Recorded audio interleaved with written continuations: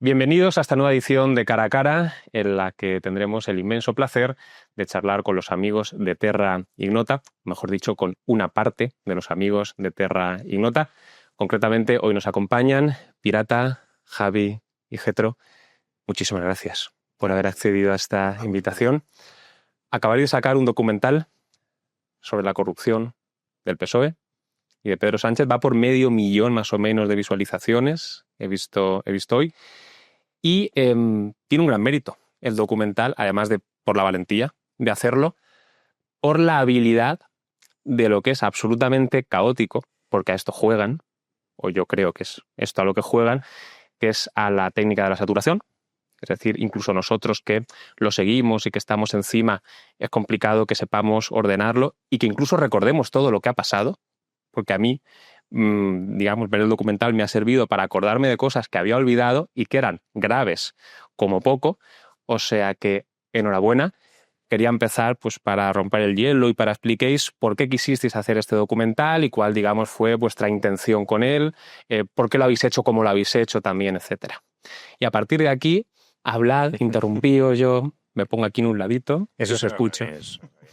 Bueno, si queréis entro yo lo primero agradeciéndote a ti que nos invites a este cara a cara, que yo creo que es la primera vez que tienes tantas caras en este cara a cara, pero bueno, que muchas gracias por contar con nosotros y, o sea, por ser muy claro y muy honesto, la idea del documental no surge de Terra Ignota solo, surge en colaboración con Hazte Oír. Nosotros hicimos ya un documental con ellos que se llama El genocidio silencioso sobre el aborto y es un documental que nos quedó muy bien, la verdad que salimos súper satisfechos, la colaboración fue estrecha, fue buena.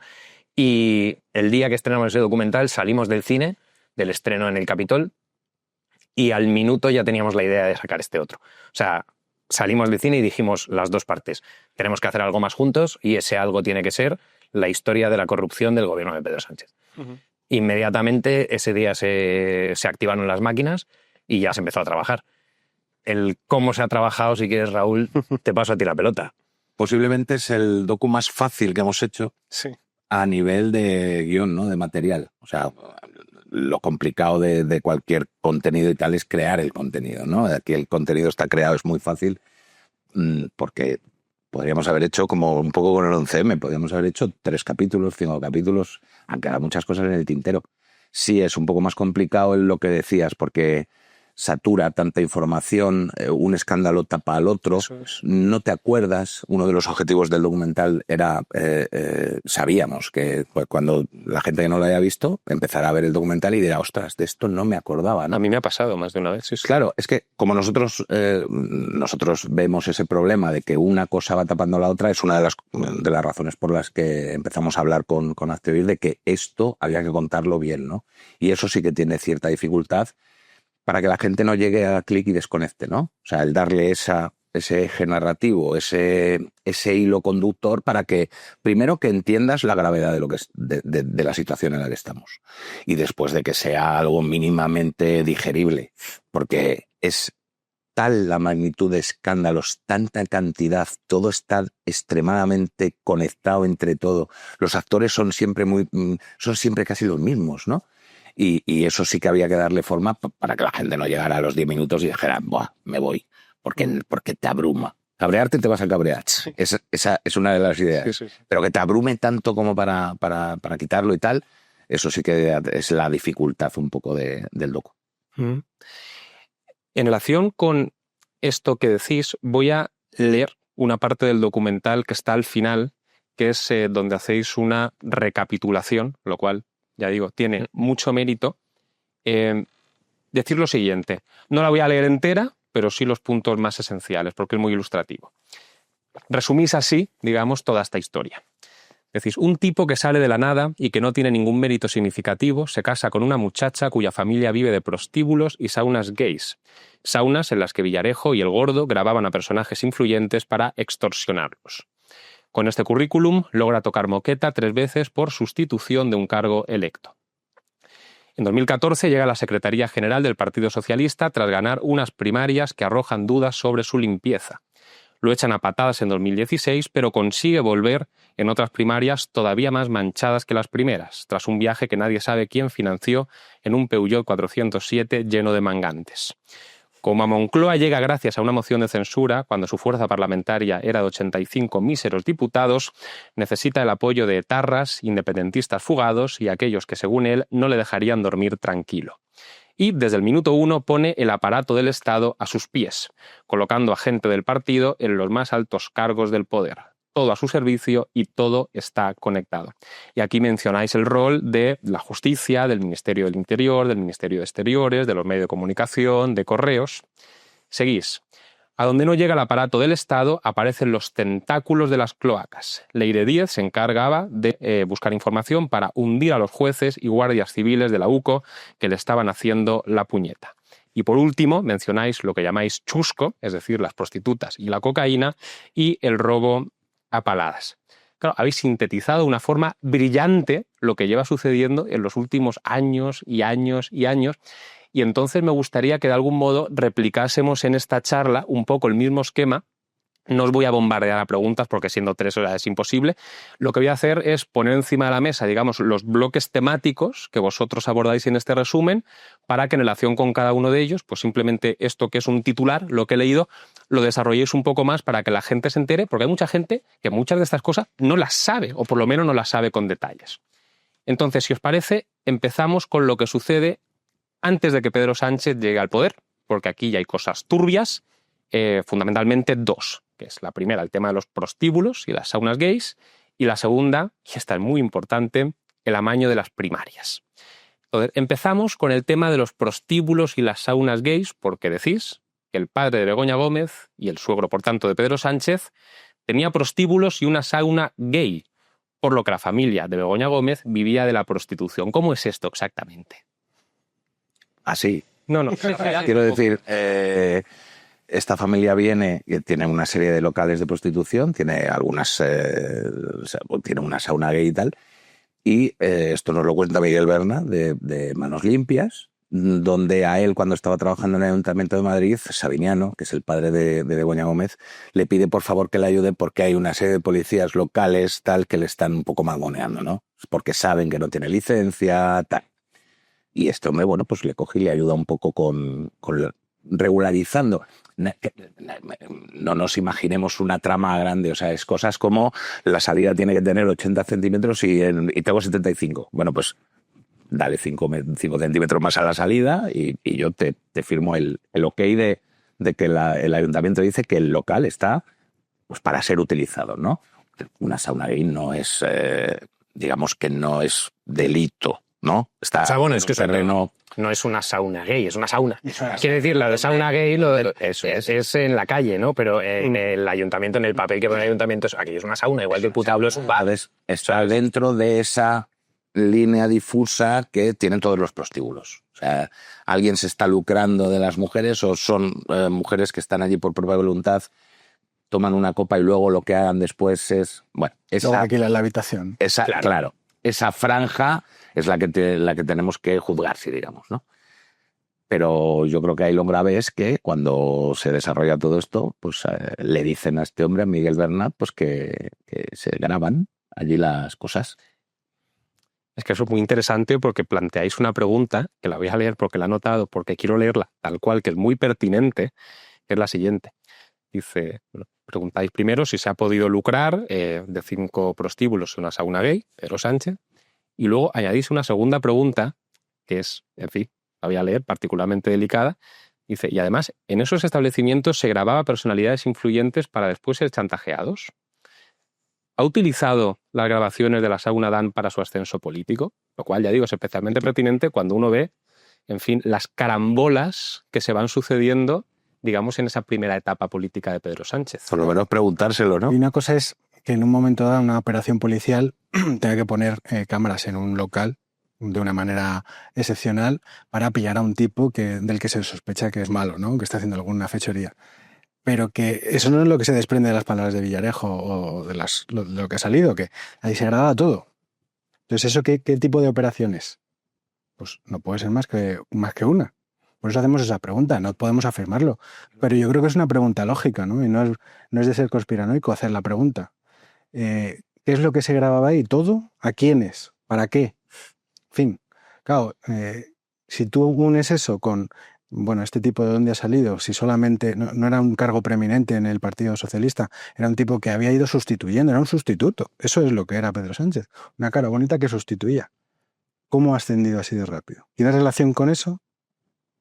Es que es algo muy curioso porque cuando uno ve, insisto, cómo llega Pedro Sánchez al poder en las primeras ocasiones, ve como siempre está fuera, o sea, ha quedado fuera y como consecuencia de alguien que sale entra como sustituto. Bueno, en las primeras y en las últimas. O sea, quiero decir, Pedro Sánchez siempre es una opción no favorita que acaba ganando, ¿no? O sea, de hecho, el documental se llama Sánchez S.A. una historia de corrupción, pero se podría llamar perfectamente Sánchez S.A. una historia de superación. O sea, y sería un título igual de óptimo, ¿no? Porque realmente eso, en las primeras, como dices tú, entra por sustitución.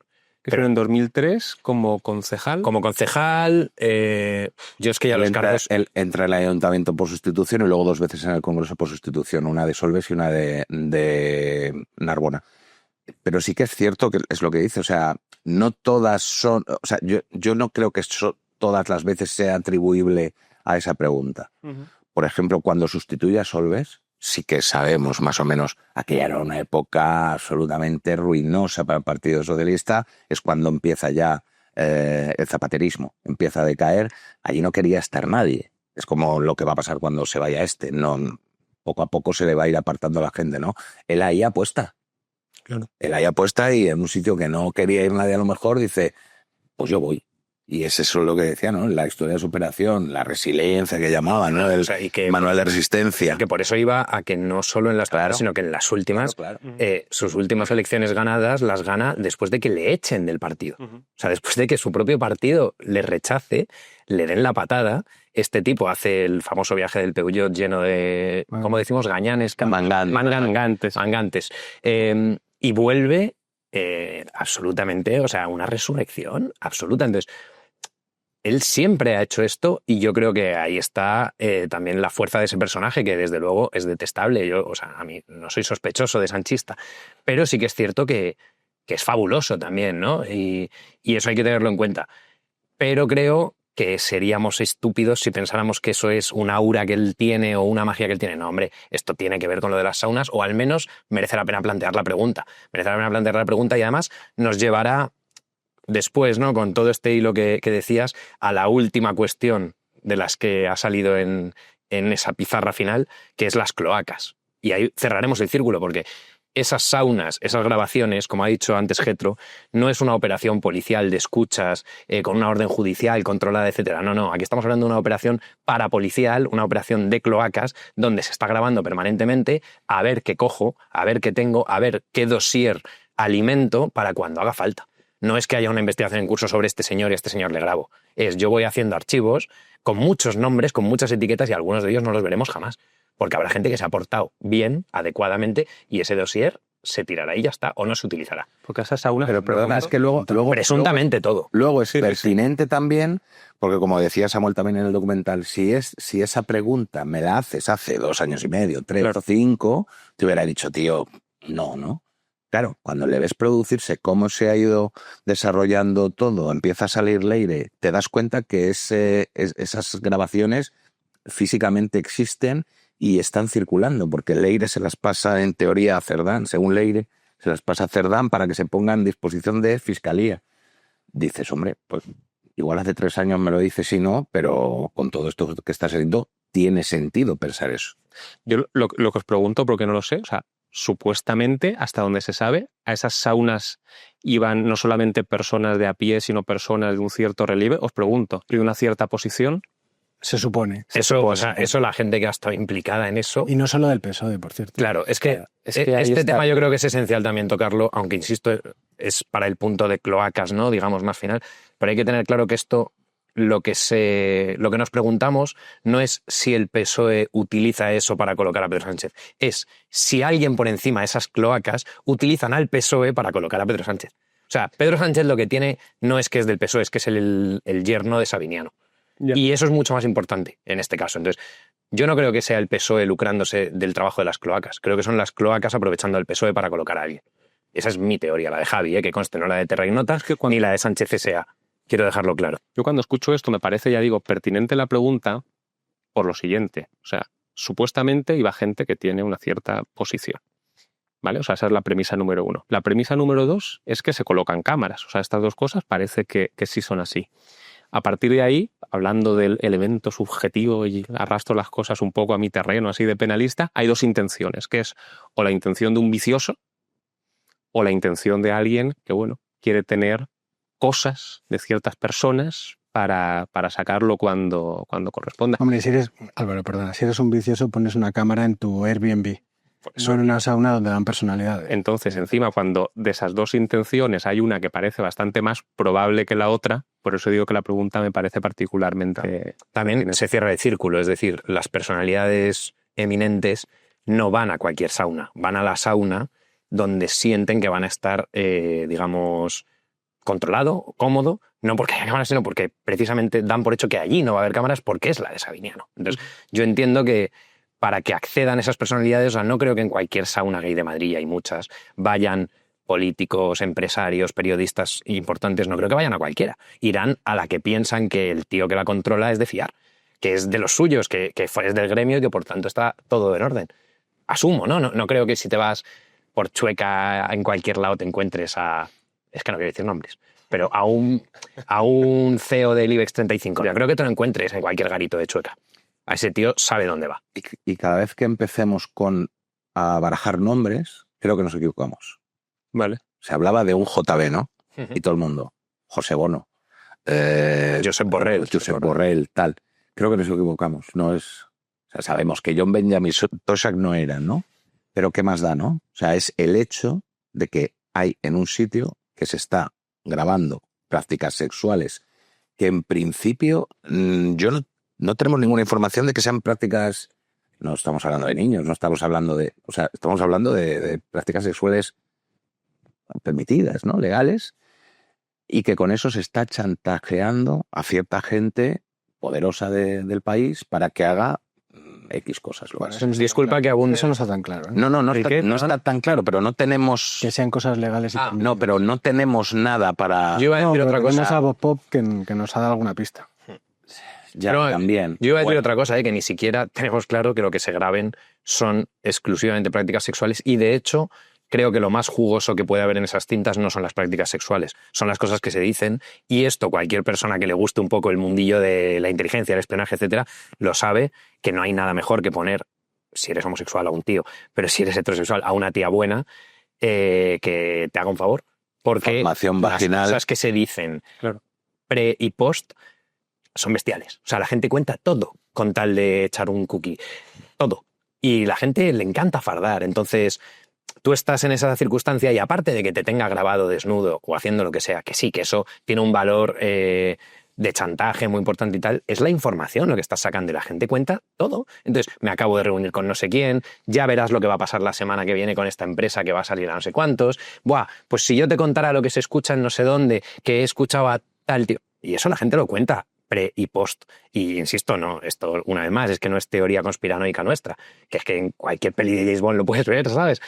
Entonces yo creo que no solamente el valor está en las prácticas grabadas, creo que está mucho en la información vaginal, en las conversaciones que se tienen pre y post. Yo es que creo que lo que corrobora, que esto no es una teoría conspiranoica, es una cosa que sucedió, que vosotros mostráis en el documental y que a mí en su día, quiero decir, me dejó, no sé ni qué adjetivo poner, que es cuando Rafael Amargo sale hablando, es que a este hombre le pedían una cantidad de años de prisión bastante grande y salió diciendo de forma bastante inocente, no recuerdo exactamente sus palabras, pero que a una de las personas que vivían con él en un piso, que estaban con él en un piso, trabajaba en la sauna del suegro del presidente del gobierno. Le pregunta a una reportera que eso tiene que tiene que ver y él dice que en la playa estamos todos muy a gusto, lo que sea. Respuesta, absolución. O sea, yo la califico como la mejor defensa del siglo XXI. O sea, eso es para que toméis nota los fenómenos. Entonces, o sea, puede haber sido...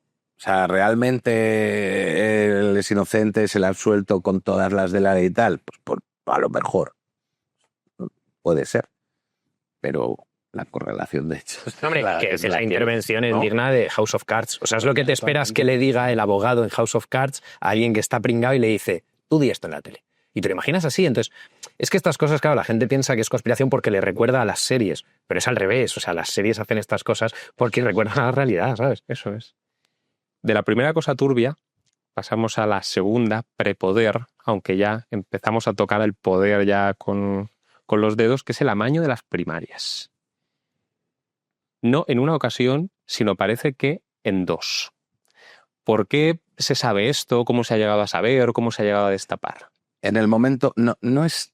O sea, ahora ya sí sabemos que hay dudas sobre las dos veces, de las dos primarias. Las primeras son contra Madina y otro señor, no me acuerdo. Y la siguiente ya es Pachi López y Susana Díaz, ¿vale? Ahora ya sí tenemos más informaciones que hablan, sobre todo desde dentro del Partido Socialista, diciendo, oye, mira, que más colocado, ¿no? Sobre todo con la manipulación del censo, ¿no? Se habla de militantes fantasma, que aparecen de repente 300 militantes en la agrupación de Sevilla, esos 300 te votan por Pedro Sánchez y después esos militantes desaparecen o dejan de pagar la cuota y demás, ¿no? Se habla de esa manipulación del censo. Pero al principio, cuando hay un episodio que es el Comité Federal, cuando a él le echan del Partido Socialista, porque él se enroca, no quiere dejar gobernar a Rajoy, en esas elecciones creo que de 2016, ya es la repetición. Entonces, claro, llega el Partido Socialista, la PSOE buena, dice, no, hombre, hay que dejar gobernar a Rajoy, y él no quiere, y hay un debate interno en ese comité. En ese comité se contó, y hay informaciones muy claras que dicen que se intentaron amañar esa votación para si se dejaba o no se dejaba gobernar a Rajoy detrás de unas cortinas, que se llegó a las manos, se habla de que hay vídeos, o sea, por lo tanto, ya no sería solo las dos primarias, sino que cuando hubo un problema, él sí intentó, algo pasó ahí, que salieron a tortas. Por lo tanto, el coste-oportunidad, cuando esa línea, si ya la cruza en ese momento, que es un momento de tensión y de poder sobrevivir políticamente, es probable que también la haya cruzado en las dos primarias, con las informaciones que tenemos, repito, desde dentro del Partido Socialista. Si luego vamos viendo todo lo que pasa, cómo se coloca a Leire en un pueblo y en esas elecciones gana las elecciones con una participación de voto por correo inusual, es que luego resulta que a Leire la colocan en correos. Joder, seguir la línea de puntos, leches. Es que hay que hacerse ese tipo de preguntas. Y eso era un tabú que, por suerte, yo creo que es Onda Cero la que da el pistoletazo de salida para que los grandes medios ya puedan decir, oye, mira, pues que aquí hay ciertas dudas del voto por correo, eso te lleva a decir, bueno, vale, y el otro voto, el que cuenta Indra, cómo se hace tal, lo que hacía 2 semanas antes, pues si lo decías, eras un auténtico pirao, porque el Estado, porque la ley, porque el sistema de voto es incorruptible, no es susceptible de amaño. Sí, un poco antes de lo de Onda Cero, también ayudó que hubo varios casos en Ceuta y Melilla que destaparon un poco esto. ¿Cómo es posible que pueda ocurrir esto si siempre se nos ha dicho que esto es imposible, que es el mejor sistema del mundo y tal? Y empezaron a salir casos ahí, ¿no? De compra de votos, de cómo pagaban 50 o 60 euros por el voto, en fin.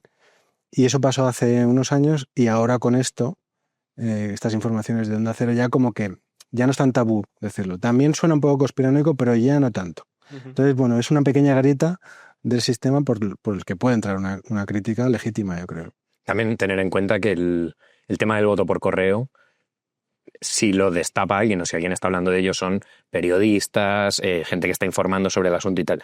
Pero el tema de las primarias, del amaño en las primarias, quien levanta la libre no es un periodista de investigación de Diario 16. No, es una persona del Partido Socialista. Es la presidenta, me parece, del Comité de Garantías del partido, que ella sale en una rueda de prensa inmediatamente después de terminada la votación de las primarias y dice: hemos detectado presuntas irregularidades que tendremos que investigar detenidamente. Entonces, esa persona es la primera que levanta una sospecha legítima, supongo, porque ella es del partido y está haciendo una pupa muy gorda al partido, saliendo a decir que a lo mejor había una irregularidad. Pues que luego llegue Terra Ignota y lo recoja en su documental y diga, hombre, tenemos la misma duda que esta señora, que es la presidenta del Comité de Garantías del partido. Creo que, una vez más, no puede hacer sospechar de conspiranoia, ¿no? Sino que, joder, alguien del partido, con todo lo que se juega, lo ha dicho. ¿Y eso sucedió en las dos ocasiones, en una sola? Eso en la segunda, si no recuerdo más. En las segundas es cuando parece más evidente. Pero claro, cuando empiezan a saltar todas estas informaciones, se van intercalando también informaciones de las primeras con Marina. ¿Y cómo fue el método? Porque yo sí que creo recordar, no sé si lo llegáis a decir en el documental, ahora mismo no lo recuerdo, que había urnas que se ponían, que se quitaban, o sea, cómo... Eso es, no, se habla mucho de los avales de Koldo, cómo se llevaban los avales. Si un proceso, yo hay una cosa que no comprendo, si hay un proceso limpio, que no puede ser, hablamos de las primarias, ellos deben firmar primero unos avales para luego el voto y tal, ¿no? ¿Por qué se tiene que ir ese señor que no se puede ni duchar, como nos decían, ¿no? O sea, ¿por qué tiene que... Se dicen que él estaba custodiando los 24/7, que ni se duchaba. Los avales. Algo falla ahí, ¿no? Pero en cualquier caso, las informaciones apuntan al censo, que el censo es muy importante. Si hablamos de las generales también es lógico, ¿no? Si tú engordas el censo y todos esos que tú engordas al final votan por ti, están manipulando las elecciones. Más todavía cuando te dicen que es que luego esa tromba de nuevos militantes luego desaparecía. O sea, es tan fácil como llegar y creo yo que será, tengo dinero, empiezo a pagar las cuotas, con la identidad X, yo no sé si hay que utilizar algún tipo de persona física o no, supongo que habrá que dar un DNI o algo. Tenemos que preguntárselo a Pepe como él es. Pero claro, Miembro y a partir de ahí ya tienes más votantes que van a votar por ti, tú más o menos sabes cuántos te votaron la otra vez, cuántos votaron aquí, cuánta gente hay aquí, sabes más o menos los que necesitas, pues 300, pues 300. Y te dan la agrupación de Huelva, o si lo hacen por región, ¿no? Y vas sumando, y unas elecciones que más o menos con Madina era muy, muy, muy desconocido. También tenemos el caso de Zapatero cuando le gana por 9 votos a Bono, que fue inexplicable. O sea, como un tío que sale también más o menos de la nada le puede ganar a Bono, José Bono en aquel momento, y le gana. Bueno, pues le ganó. ¿Podría ser este el caso de que sin manipulación le hubiera ganado? Bueno, pues podría ser. Pero la denuncia por parte de gente del Partido Socialista está ahí. A mí, en este sentido, me pareció muy incriminatorio. No sé si recordáis, hace unos meses salió en uno de los informes de la UCO unos mensajes precisamente en relación con X papeletas. Hablaban de pocas y la reacción, si no me equivoco, no fue negarlo, sino minimizar la trascendencia. Solo han sido 2. Como si 2 no pudiese significar en su lenguaje, vete tú a saber qué. Claro. A mí eso me pareció también muy, muy llamativo. O sea, eso también es pura marca PSOE, que creen que lo que importa es la trascendencia o las consecuencias del hecho y no el hecho. O sea, a mí no me importa un carajo que usted haya amañado las elecciones efectivamente o no. Lo que me importa es que usted ha metido papeletas. Aunque esas papeletas no hayan marcado la diferencia, aunque no, si ya lo teníamos ganado, lo hicimos por apuntalar. Entonces, ¿por qué haces eso? Además, da igual. Yo es que me enfadaría lo mismo contigo si voy al baño, vuelvo y veo que me has robado 5 euros que 50. Eso es. Porque el tema es que me has robado. Ese es mi punto. Y de hecho, si tu respuesta fuera, bueno, pero solamente han sido 5 euros, sobre todo que eso, incluso la imagen que tendría de ti sería casi peor. Encima la respuesta fue esa. O sea, nosotros estábamos además montando y demás. Y decía, tío, pero es que no, o sea, yo no podía entender cómo era esa la respuesta. No, pero eso se entiende muy fácil. O sea, en un contexto normal no lo puedes entender porque no es lógico. Claro. En el contexto PSOE y en el contexto Sánchez se entiende perfectamente. Siempre es una huida hacia adelante. O sea, cuando les pillan algo, nunca hacen como hace el PP, que es, vamos a, como ha hecho Mazón, ¿no? Vamos a irnos de aquí porque claro, tal. No, es siempre ir hacia adelante. Porque saben que es la manera que tienen de amarrar el voto, digamos, más, no sé, más radical que tienen ellos, que no se les vaya también a Podemos a Sumar, pero además saben que están muy cómodos en la confrontación esa, en la polarización esa de decir, estamos haciendo de rabiar a los fachas. Claro. Entonces, bueno, pues vamos a decir cualquier cosa para que los nuestros se enfervoricen y para que los demás porque además, como no va a tener ninguna consecuencia, porque nadie va a decir nada, solamente 4 locos que van a hacer un documental, pero ¿cuál es el coste? Nada, pues entonces vamos a ir para adelante. Entonces, de eso tendríamos que aprender todos mucho, yo creo. No de hacer cosas inmorales, sino el de defender las cosas que creemos por encima de cualquier cosa. Hablando de huidas hacia adelante, vamos un pelín más hacia adelante cuando Sánchez ya llega al poder, en sentido estricto. Llega a ser presidente del gobierno y, como decís vosotros en esa recapitulación, lo hace con unos apoyos parlamentarios, pues en fin, los que necesita, los que consigue, porque lo cierto es que los votos, pues en fin, que tenía, no le daban para más. Y entonces, aun a pesar de haber dicho que nunca lo haría, pacta con Podemos, que para mí esto es lo de menos, sinceramente, porque también se apoya en las muletas, pues eso, de Bildu, y se apoya en la muleta de los separatistas. Claro, decís una cosa en el documental que a mí me parece muy atinada, que es la siguiente. O sea, calificáis esto como corrupción y lo calificáis como una corrupción peor que la económica. Porque al final, pues corrupción económica ha habido, hay y habrá porque es inevitable. Dentro de lo inevitable, pues hombre, hay también escalas. No es lo mismo una corrupción que un partido pueda tener en un pequeño pueblo que una corrupción estructural económica que te llegue en diagonal de una punta a otra del país, pero bueno, una corrupción económica es en cierta medida inevitable. Pero esta corrupción va más allá. Y yo creo que hace más daño al país incluso. Mucho más. Una de las cosas que nos empezamos a pensar cuando montamos un poco el esqueleto, ¿no? de cómo lo vamos a hacer, hemos querido hacer un documental que esté por encima de cualquiera de las resoluciones judiciales de todos los casos que se estén dando. ¿Por qué? Porque meter la mano en la caja está mal, sí, pero es que hay otros tipos nosotros entendemos que hay otros tipos de corrupción que es que ni siquiera son ilegales. ¿Por qué? La amnistía, o sea, ¿alguien va a entrar en la cárcel por la amnistía? No. Se puede calificar como corrupción, ¿no? Corrupción política. Y esa es muchísimo más grave que el meter la mano en la caja, que la puta, que la farlopa, que no sé qué. ¿Alguien va a entrar en la cárcel por haber pactado con Bildu? No. Lo que tenemos que intentar es explicar a la gente que eso también es corrupción. Hay muchos tipos de corrupción, eso también. Y es corrupción moral. Y la corrupción moral es importante señalarla. No vale todo y excusarse en es que un juez dice. Un juez dirá misa a nivel legal.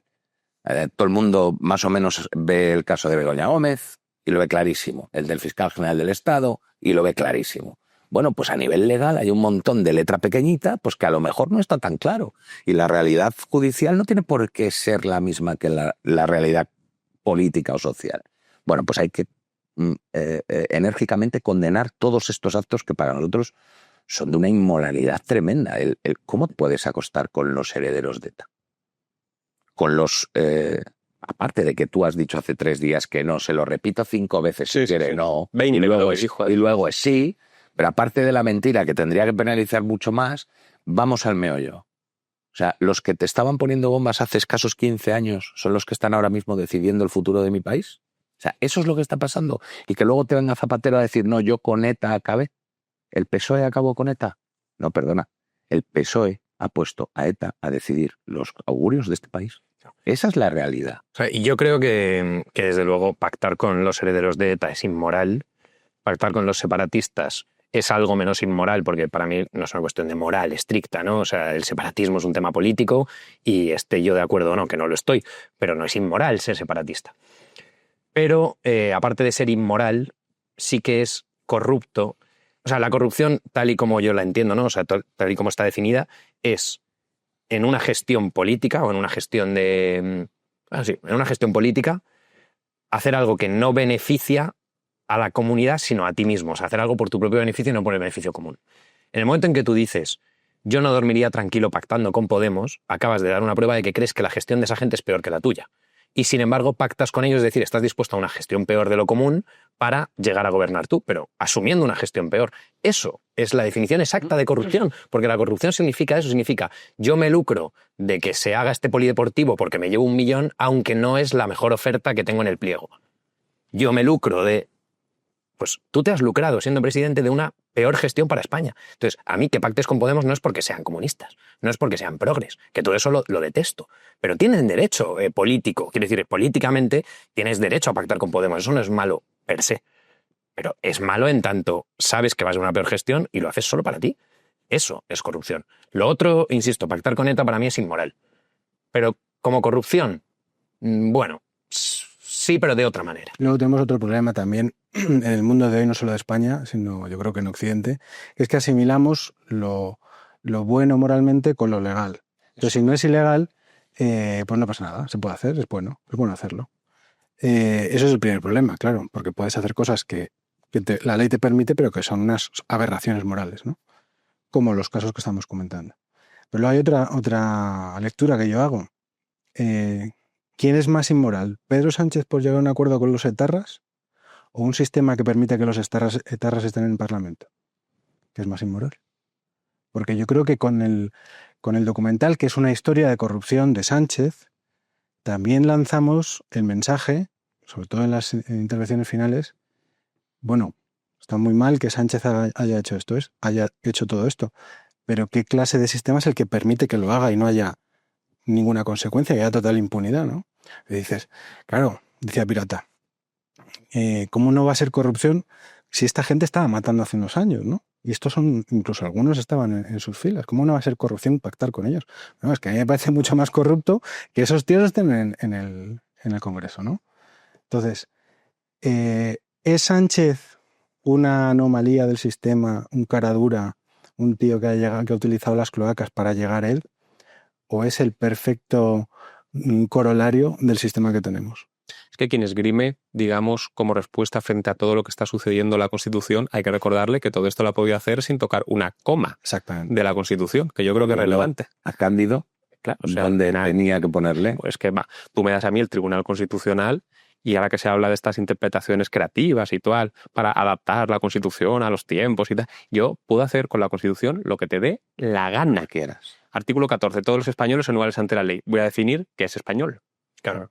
Es que te puedo crear campos de concentración sin tocar y vamos a una decir, coma de la Constitución. Tiene muchos campos y tiene toda la razón. Es que tiene toda la razón. Pero es que vamos a definir quiénes son todos, quiénes son los españoles, qué es la igualdad Puedes y qué es la hacer ley. todo. Con esas 4 definiciones, porque ser igual ante la ley puede implicar un montón de desigualdades siempre y cuando no sea ante la ley. Tú puedes ser desigual en un montón de circunstancias. Voy a hacer un decreto ley para determinar quiénes son todos. Claro. Y luego otro decreto ley para decir quiénes son los españoles. Claro, es lo que se está haciendo. O sea, y de hecho es lo que ya se ha hecho varias veces. Con el derecho a la vida, por ejemplo, se ha visto claramente. O sea, es un artículo con una indefinición bestial buscada para que cupiera el aborto y no cupiera en función del signo de los tiempos. Entonces, si el aborto se quería consentir en España, se podía consentir con la Constitución vigente, pero también se podría haber prohibido férreamente. Se podría haber dicho, no, el derecho a la vida que reconoce la Constitución es desde la concepción y no se puede, ni tocar una célula milimétrica. Se podría haber hecho, porque en la Constitución cabe eso, cabe el matrimonio homosexual, pero también cabe la prohibición, porque pone el hombre y la mujer podrán celebrar matrimonio en igualdad de tal. El hombre y la mujer puede ser el hombre con la mujer, y es una interpretación sensata, o también puede ser cualquier hombre y cualquier mujer. Y son dos cosas absolutamente válidas, claro. Varios. Y el hombre y la mujer tal puede ser 7 hombres y una mujer, porque son lo que se ha el hecho. hombre perfecto, ideal, ¿no?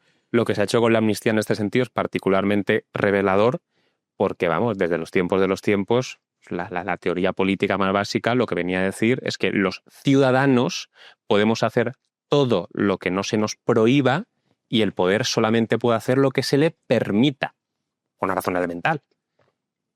Y se le ha dado la vuelta como un calcetín. Se ha dicho, no se prohíbe esto, ergo el poder lo tiene permitido. Siguiendo este razonamiento, te vas de aquí hasta donde quieras. Claro. Y le pones la firmita y ya está.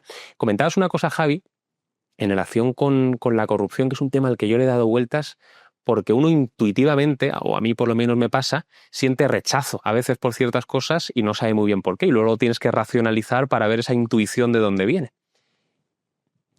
Y yo he llegado a la siguiente conclusión, porque al final, evidentemente, una ideología unos principios absolutamente inflexibles, pues hombre, es complicado atenerte a ellos al 100% para gobernar una realidad muy compleja. O sea, al final la realidad es cambiante y una prudencia elemental te lleva pues a veces a lo que era bueno ayer, pues hoy no tiene por qué ser bueno y entonces pues cambiar un poco el punto de vista, que es precisamente a lo que se acoge toda esta gente. Dice, bueno, sí, he cambiado de opinión. Pero claro, ahí la maldad y el giro está en que esa prudencia y esa flexibilidad es correcta si lo que ayer era bueno para mi nación, hoy ya no lo es. O si lo que ayer era malo para mi nación, hoy sí que lo es. Pues, por ejemplo, en política exterior. Pero claro, aquí la subversión es absoluta. Es, yo cambio de criterio porque esto me beneficia a mí, no solamente a mí, sino en detrimento de... Esa es la gran diferencia. Ahí está O sea, de el hecho, doble mira, giro. te voy a poner un ejemplo. Participando en otro programa, hablando del 11M hace un par de semanas grabado, pero creo que se va a emitir el mismo día que este. Sí, estamos en todas partes, chicos. Hablábamos del 11M y yo dije una cosa que digo últimamente cuando hablamos de este tema y cuando hablamos del tema de las cloacas y tal, y es que yo estoy convencido de que hay auténticos patriotas, y lo digo de verdad, que han ocultado, por ejemplo, la verdad sobre el 11M, que han destruido pruebas, que han ocultado realidades por el bien de España. Es más, estoy convencido que ahora mismo, en este puñetero instante, hay un español cometiendo actos ilícitos, o sea, ilegales, en un país extranjero por España. Ahora mismo hay un tío que está interrogando con cierta dureza a alguien por España. Ahora mismo hay un tío que se ha saltado una norma militar, por ejemplo, para defender a España. Ahora mismo hay un tipo que ha pegado un tiro que no debería haber pegado en un país extranjero por España. Todo eso es ilegal y todo eso está prohibido, pero eso es mucho menos corrupto que hacer exactamente lo contrario, que es de lo que estamos hablando. Entonces, por supuesto, las leyes tal están ahí para algo, ¿no? Y hay que respetarlas. Pero si te las vas a saltar, solo te la puedes saltar si es para el bien común, que es lo que la ley protege. Entonces, el espíritu de la ley, que es proteger el bien común y protegernos a todos los españoles, sigue estando protegido, aunque estés haciendo algo ilegal. Es más, cuando haces algo ilegal de ese estilo, tienes que asumir que si te trincan, tienes que ir al trullo. Porque era el trato. O sea, el trato era, tú te lo saltas siendo muy consciente de que no te vamos a poder cubrir. Eso es lo típico de las novelas de espías. Estás solo a partir de este momento, ¿no? Pero eso puede parecerte como ilegal, desde luego no te lo puede parecer, lo es. Te puede parecer inmoral porque la ley y tal, no sé qué. Pero lo que seguro que no es corrupción. Lo contrario me parece 1000 veces más detestable y me parece 1000 veces más condenable, que es estar dispuesto a joder al común de la nación para llevarte tú algo más. Me da igual que sea 1 minuto más de televisión, 1 euro o 1 voto. Me da igual. Planteo una pregunta a los tres, porque es también una reflexión que yo me he planteado en muchas ocasiones. Uno de los leitmotivs de Pedro Sánchez es la mentira, ¿vale? Y particularmente en el campo de los pactos ya, pues ni hablemos. Y sin embargo, no se condena con ningún tipo de dureza. Es más, a la gente le da exactamente igual. ¿Da igual la mentira porque vivimos una sociedad que ha renunciado a la verdad? ¿Por qué la mentira tiene tan poco estigma, tan poco, quiero decir, tan poca mancha? Cuando la mentira es una sociedad, quiero decir, somos no individuos atomizados, sino una sociedad precisamente porque existe una cierta confianza en la palabra dada. O sea, si yo no me fiase de nadie, sería imposible que yo hiciese nada. Entonces, desde el momento en el que la confianza, en el que el valor de la palabra se dinamita, una sociedad está condenada a la disolución. Yo, de hecho, sigo sorprendido de que hoy en día las firmas sigan teniendo valor. Pero es que dentro de 20 años o dentro de 2 meses se dirá, pero si eso es un garabato que hice en un papel. Ahora ese garabato me desdigo de él y ya está. Pero es que esto, Álvaro, ya ¿Qué subyace detrás de todo esto? Porque a mí me parece particularmente alarmante, más allá de que en este caso sea él quien esté mintiendo, sino el hecho de que eso no genere ningún rechazo. Que da igual. Yo creo que en parte porque hay una concepción que sale hasta en series de televisión, ¿no? En House. Todo el mundo miente, es una frase que ya es costumbre, todo el mundo miente. Esa frase hace 200 años era impensable. O sea, por decir eso, un tío te sacaba el florete y te lo clavaba. Pero ¿cómo puedes decir que todo el mundo? Me está diciendo que yo miento porque yo soy todo el mundo. Vamos, o sea, por esto nos salimos a la calle. Hoy esa frase está aceptada, pero en parte está aceptada por lo que acabas de decir de que el sistema se basa en la confianza. Ya no, ahora el sistema es absolutamente positivista y ya no se basa en la confianza mutua que antes... Lo típico, yo cerraba un trato con un apretón de manos y eso era suficiente. Ahora nadie haría eso. Ahora tienes que tener 7 notarios y un blockchain para acostarte con una tipa, ¿sabes? Para que ella te dé el consentimiento. Entonces, hemos llegado a un sistema que está tan hiperregulado que yo creo que ha ido desplazando la palabra y la confianza dada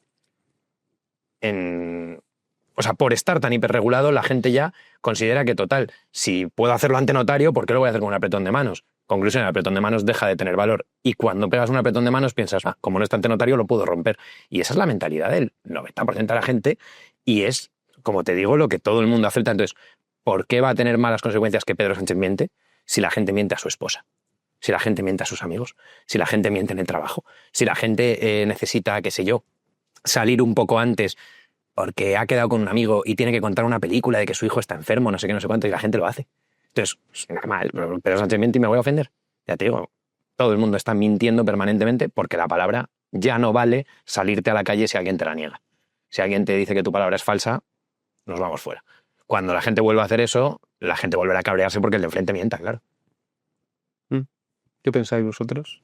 A mí me van a poner el Imagine, pero creo que no todo el mundo miente. No, yo tampoco lo creo. Digo Creo que, que hay... No, yo tampoco lo creo. evidente no, pero quiero decir, yo creo que todavía hay mucha gente que le da valor a la palabra. Y creo que va a llegar un momento en el que va a decir una mentira, la que sea, y eso va a hacer clic en lo que es el común, en la sociedad. Y además de que sea por el hecho que sea, que seguramente sea la mayor gilipollez, seguramente.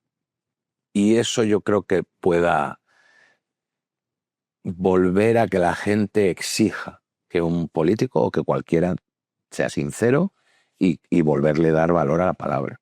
La palabra dada yo creo que es... Joder, es que si pierdes ya es el valor de la palabra dada, tío, ¿qué te cuesta? Es que vale todo, tío. Vale todo. Yo creo que esta pregunta daría para otro programa de 3 o 4 horas solo para contestar esta pregunta. Y sin hablar de Sánchez ni un minuto, además. O sea... Yo creo que hay muchísimos factores. Yo creo que en un libre mercado de confianza tú no puedes vivir desde el punto de vista del presidente del gobierno mintiendo siempre sin pensar que eso se te va a volver en contra. ¿Qué necesitas? Pues acaparar, digamos, a los prescriptores de lo que es decente, de lo que es bueno. ¿Cómo los acaparas? Con dinero público, a los medios de comunicación, en fin, todo lo que vemos, ¿no? ¿Quién es el que va a dictaminar lo que hay que hacer? Pues el experto. Y el experto es al que vamos a poner, al nuestro, y le vamos a poner aquí en prime time diciendo lo que hay que hacer. Y además va a hacer burla del que no esté de acuerdo con él, y vamos a poner a los otros del prime time, de los otros canales, a hacer burla de lo que es contrario, ¿no? O sea, quiero decir con esto que si tú no tienes todo eso tan amarrado, no puedes vivir siempre de la mentira, que se te va a venir en contra. Ahora, si tienes todo eso amarrado, hablo de nivel político, no hablo de la palabra dada con el par tuyo. Pero a nivel político es muy difícil que tú puedas ser tan impune sin haber hecho antes los deberes. Los deberes siendo, habiendo controlado el discurso público. Cuando tú no controlas, pues entonces has polarizado a la sociedad y es lo que decía antes, ¿no? Todo lo que tú hagas y declares va a ir encaminado a polarizar más a los tuyos, para que se rían de los otros, para ridiculizar a los otros, y eso es lo que va a ser el motor de tú. Que no es una cosa virtuosa y no va a poder durar 1000 años, evidentemente, pero va a durar lo que tenga el cortoplacismo lógico. Le ha funcionado, hasta hace muy poquito le estaba funcionando mucho. ¿Pero qué es lo que funciona en la democracia? Pues ser el cortoplacista, decir a la gente lo que quiere oír. Sí. ¿Y cómo vas a transmitir ese mensaje? Ese mensaje de que quieres que la gente te compre para que tú sigas en el poder. Pues claro, pues haciendo eso. Estamos viendo una cosa con esto de la mentira y la verdad, estamos viendo una cosa, joder, que yo creo que es bastante interesante. Han estado durante todo este tiempo, durante todos estos años y décadas, todos los partidos políticos por sistema negando que la inmigración desmedida sea un problema. Y ahora ya están algunos reculando. Hemos visto a Rufián diciendo, oye, vamos a tener que hablar de esto, ¿no? Pero por cálculo electoral, claro. ¿Por qué? Por el cálculo electoral. Entonces, no puedes vivir 1000 años con la mentira, pero hasta ahora les ha funcionado porque han manejado los tiempos. Y cuando el PSOE quiera manejar el tiempo de la inmigración, se encargará él de decir a sus prescriptores, tenéis que decir esto, la inmigración desmedida es mala, y si llega ese momento que ellos lo noten en sus carnes, lo van a hacer.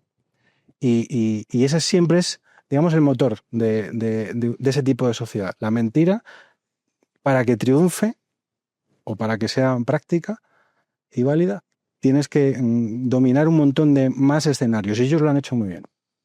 Es que creo que esto conecta con otra cosa que a su vez daría pie a otros 18 programas, que es que creo que el hecho de que la mentira no pase tanta factura es porque también la concepción del honor se ha devaluado.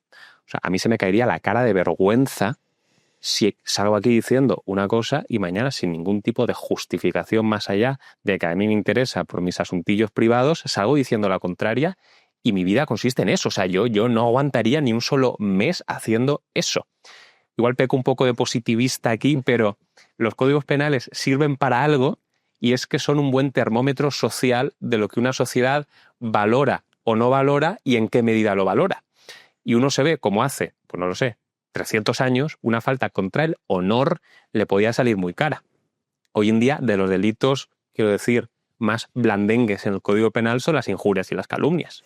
Por ejemplo, los juicios contra el honor, civiles estoy hablando, es una cosa que yo detesto, porque la persona agraviada, o sea, Te escucho eso. o sea, fijémonos, es que a mí es una cosa que me escandaliza y cada vez que he ido es que no puedo salir de ahí más que enfadado. O sea, la persona agraviada tiene que contratar a un abogado para que redacte una demanda para que le pida a un juez que restablezca su honor. O sea, pudiendo él ni siquiera llegar a estar en la sala mientras otro tío lo defiende. O sea, ya el mero hecho de que uno le tenga que pedir a un tercero que restablezca su honor, a mí me parece, quiero decir, un poco extraño. O sea, el honor, pues creo que es una cosa personal, ¿no? O sea, pedirle a un juez que me devuelva de mi honor. Pero ya no hay Eso duelos. es Ya no hay duelos a cosa- espada ni a florete, ¿no? Pero, Es que- pero fíjate, porque esta historia puede terminar peor de lo que ha empezado, que es que si tú el juicio por esa infracción que tú consideras del derecho al honor lo pierdes, se te puede condenar en costas, con lo cual tú, agraviado, le terminas debiendo dinero a la persona que te ha ofendido. O sea, quiero decir, una sociedad que permite esto y una sociedad a la que esto le parece bien, o sea, no estoy diciendo que la gente se tenga que batir en duelo, aunque late hay una concepción caballeresca que a mí pues me gusta, la verdad, pero quiero decir, es una sociedad donde el honor está completamente devaluado. Veía el otro día al hombre que mató a Liberty Balance. Imaginaos que cuando Liberty Balance le pone la zancadilla a James Stewart cuando le está llevando el filete y John Wayne se levanta y dice, ese era mi filete Balance. O sea, tendría John Wayne que haber recurrido a un abogado para demandar a Liberty Balance para que sin estar ninguno de los dos en la sala dirimiese si eso había ofendido el honor de John Wayne. Y si perdía John Wayne tendría que pagarle a Liberty Balance. El abogado que mandó a Liberty Balance. En definitiva, estos chascarrillos al final lo que me conducen es a, quiero decir, el honor de una persona se tiene que haber devaluado mucho, no solamente para que a los demás les dé exactamente igual que mientas, sino para que a ti te dé exactamente igual mentir. Pero eso, Álvaro, perdona, una de las cosas que has dicho, que para mí es lo esencial, has dicho, igual peco un poco de positivista, Sí. porque creo que los códigos penales son un buen termómetro de la sociedad que los crea, ¿no? De alguna manera. Eso no te convertiría en positivista. Lo que te convierte en positivista es todo lo contrario, que es lo que sucede, y es que los códigos penales crean la sociedad que los hace. Eso es cierto. Entonces, que son un buen termómetro, han de serlo, porque son reflejo de esa sociedad. El problema es que códigos penales hablo de, en general, la legislación o la norma o lo que emana del poder político, que no siempre es norma, ¿eh? A veces ese soft power, ¿no? Lo que se dice y tal, está creando la sociedad y no al revés. Entonces, este tipo de mentiras llevadas al extremo, que el Código Penal haya rebajado las infracciones del derecho al honor, no ha sido porque la sociedad lo demandaba. Eso se ha hecho desde arriba hacia abajo y la sociedad ha empeorado por culpa de eso. Eso es lo que es just positivista y eso es... Sánchez es, como ha dicho antes Getro, es el perfecto producto de esa sociedad, de una sociedad que crea de arriba abajo y no de abajo arriba. Entonces, Sánchez es un producto muy concreto de un sistema, de una casta política, de unas cloacas, de todo un mundo que está más arriba, que ha generado una forma de ser del español y que ha esa polarización. Yo es que esa palabra la detesto también absolutamente porque es la palabra que usan ellos. Es la que usan ellos. Pero esa polarización ha sido creada de arriba abajo. No ha sido creada de abajo arriba. O sea, no había este debate social sobre muchísimos temas que se han creado. En Twitter, si te mueves ahí, hay decenas, miles de cuentas que decían que la amnistía no solamente no iba a suceder, sino que era imposible, que es que en ningún mundo tal. Y 2 días después empezaron a decir que, pues claro que sí, ven que te la explico. O sea, esto no solamente es bueno, es necesario, es obligatorio hacerlo, ¿no? Eso ha sido generado desde arriba. No es que hubiera un clamor social en pro de la amnistía y la gente pidiendo. Entonces, Sánchez es el perfecto ejemplo de esto, ¿sabes? Yo no estoy de acuerdo. Yo creo que Sánchez tiene un componente especial. Y me explico. Creo que eso que acabas de decir de Sánchez lo podría aplicar a Zapatero. Zapatero sí que es un hijo del sistema. Ah, perdón. Creía que ibas a decir un hijo de... De puta, sí, también. Yo lo puedo decir, ¿no? ¿No Bueno. soy periodista? Vale. Pero yo creo que Sánchez va más allá todavía. O sea, tiene un componente de osadía, de sudapollismo, que es que le da igual todo. O sea, ha hecho cosas que Zapatero no se habría atrevido a hacer. Al menos de frente. A cara descubierta. A cara descubierta. Porque Zapatero, sabemos muchas cosas de las que hace y tal, nadie duda de su maldad, pero él sí duda de él dar la cara tan claramente. Sin embargo, Sánchez no, ¿eh? Sánchez dice, en esa huida hacia adelante es y pa'lante, y pa'lante, y pa'lante. ¿Cómo puedes mantener al fiscal general donde está? No solo mantenerle, porque él podría decir, vale, fiscal general o cualquiera de los casos. Él podría llegar y decir, bueno, perfil bajo. No. No es capaz de ser perfil bajo. No puede dejarlo pasar y que, bueno, ya pasará. No. O sea, es que esto es bueno. Y ven porque te lo explico. Y te ha dicho hace 10 minutos lo otro. Eso no había pasado nunca. Y y yo sigo pensando que Zapatero es peor presidente que Sánchez, ¿vale? Yo sí lo pienso. Zapatero es peor para España que Sánchez. Es el primero que abre la puerta y tal. Sánchez es otra cosa, es muchísimo más. De la misma manera que está hueco por dentro de valores, de ideales, de ideología y de tal, también creo que es bastante más inane para España que lo que fue Zapatero. Zapatero fue muchísimo más dañino para España de lo que al final es Sánchez. Si os dais cuenta ahora mismo Sánchez, ahora porque está bloqueado, pero cuando tenía 85 diputados, ¿qué acaba haciendo? Su primera legislatura es un paseíto militar porque estamos con la pandemia, pero realmente ¿qué hace? ¿No? No, y también, perdona, esos caracteres que dices que tiene, ese sudapollismo, esa huida hacia adelante, puede incluso en algún momento muy concreto, en una circunstancia y en un tema, ser hasta positivo para España porque puede actuar así de puertas afuera. O sea, es el único que puede, igual que a los españoles, se la pasa por la cara y dice, pues esto lo hago porque sí, también se lo puede hacer a la OTAN. No. Y eso puede ser bueno para España, objetivamente. Él puede coger y sacársela de Y que el presidente de Israel. Y que de aquí, otra de las cosas positivas que tiene Sánchez es que creo que está abriéndole los ojos a mucha gente. De cosas que pensaban que no se podía hacer. No. Esto ¿cómo lo vas a hacer? Coño, atrás. Esa falta de contrapoderes, de tener una constitución o tener un código penal y tal, no tener los contrapoderes. No hablo ya solo de la separación de poderes, que al final si te tienen grabado en una sauna, Sí. da lo mismo que haya una separación formal de poderes. Es el contrapoder. Esa prensa que te llegue y que te esté escrutando y que realmente le esté contando a la gente lo que está pasando. Otro tipo de contrapoderes que podríamos hablar, ¿no? El de la enmienda esa de Estados Unidos tan maja, ¿no? De tener armas. Bueno, ellos la tienen, ¿no? Aquí no. Pero la gente se da cuenta que estamos a expensas de que te salte un tío de estos y no hay nadie que le ponga frente, ni coto, ni límites. ¿Por qué? Porque tiene 176, porque ha conseguido colocar a Cándido en el Constitucional y porque tiene el BOE. Porque maneja todo el presupuesto de España, que es gigantesco. No hay plata, vale, pero él sí la tiene. Para coger y regando todo lo que tenga que ir regando. No se puede decir sobornando, sería presuntamente sobornando a cierta gente, comprando lealtades, comprando silencios, comprando acciones. Él tiene esa disponibilidad de toda esa pasta, que en España hay mucha pasta para repartir. Pero como ha dicho Getro, eso no lo tiene él, eso lo ha tenido cualquier presidente del gobierno desde los últimos. Claro. O sea, vamos, pero el único que lo ha llevado hasta este extremo ha sido este. Pero digo, muerto Franco, cualquier presidente del gobierno ha tenido todo ese poder, probablemente mucho más del que tenía el caudillo. Es decir, cualquier presidente Mucho ahora más. tiene González, su acceso mucho más poder. Lo que pasa es que no todos lo han querido tocar todo. Yo creo que en potencia. En potencia. Esa es la gran, Él lo tiene en acto. esa es la gran diferencia. Claro, ¿Sabes? pero porque él se ha atrevido a cogerlo. Pero Eso estaba estaba ahí. Era un fruto que está ahí. González podría haber hecho lo mismo. Pero ¿por qué no ha llegado a este extremo? Porque la sociedad también se ha ido degradando y entonces, paulatinamente, por los mismos problemas intrínsecos que tiene el sistema, y el resultado racional es que acabe ocurriendo esto. O sea, si tú inicias la mecha aquí, enciendes la mecha aquí, lo normal es que llegue aquí. No, hombre, y que Si el no- espacio tiende a llenarse. O sea, Claro. si hay un hueco vacío, lo lleno. Entonces, Si no, con lo mío. si sumas la degradación paulatina de la sociedad, que también en parte está provocada por el sistema político que tenemos, pues claro, al final va a llegar esto. La pregunta es, ¿González es mejor o peor persona que Sánchez? ¿González habría sido capaz de...? La pregunta es, ¿González hoy estaría haciendo lo mismo que está haciendo Sánchez? ¿Sí o no?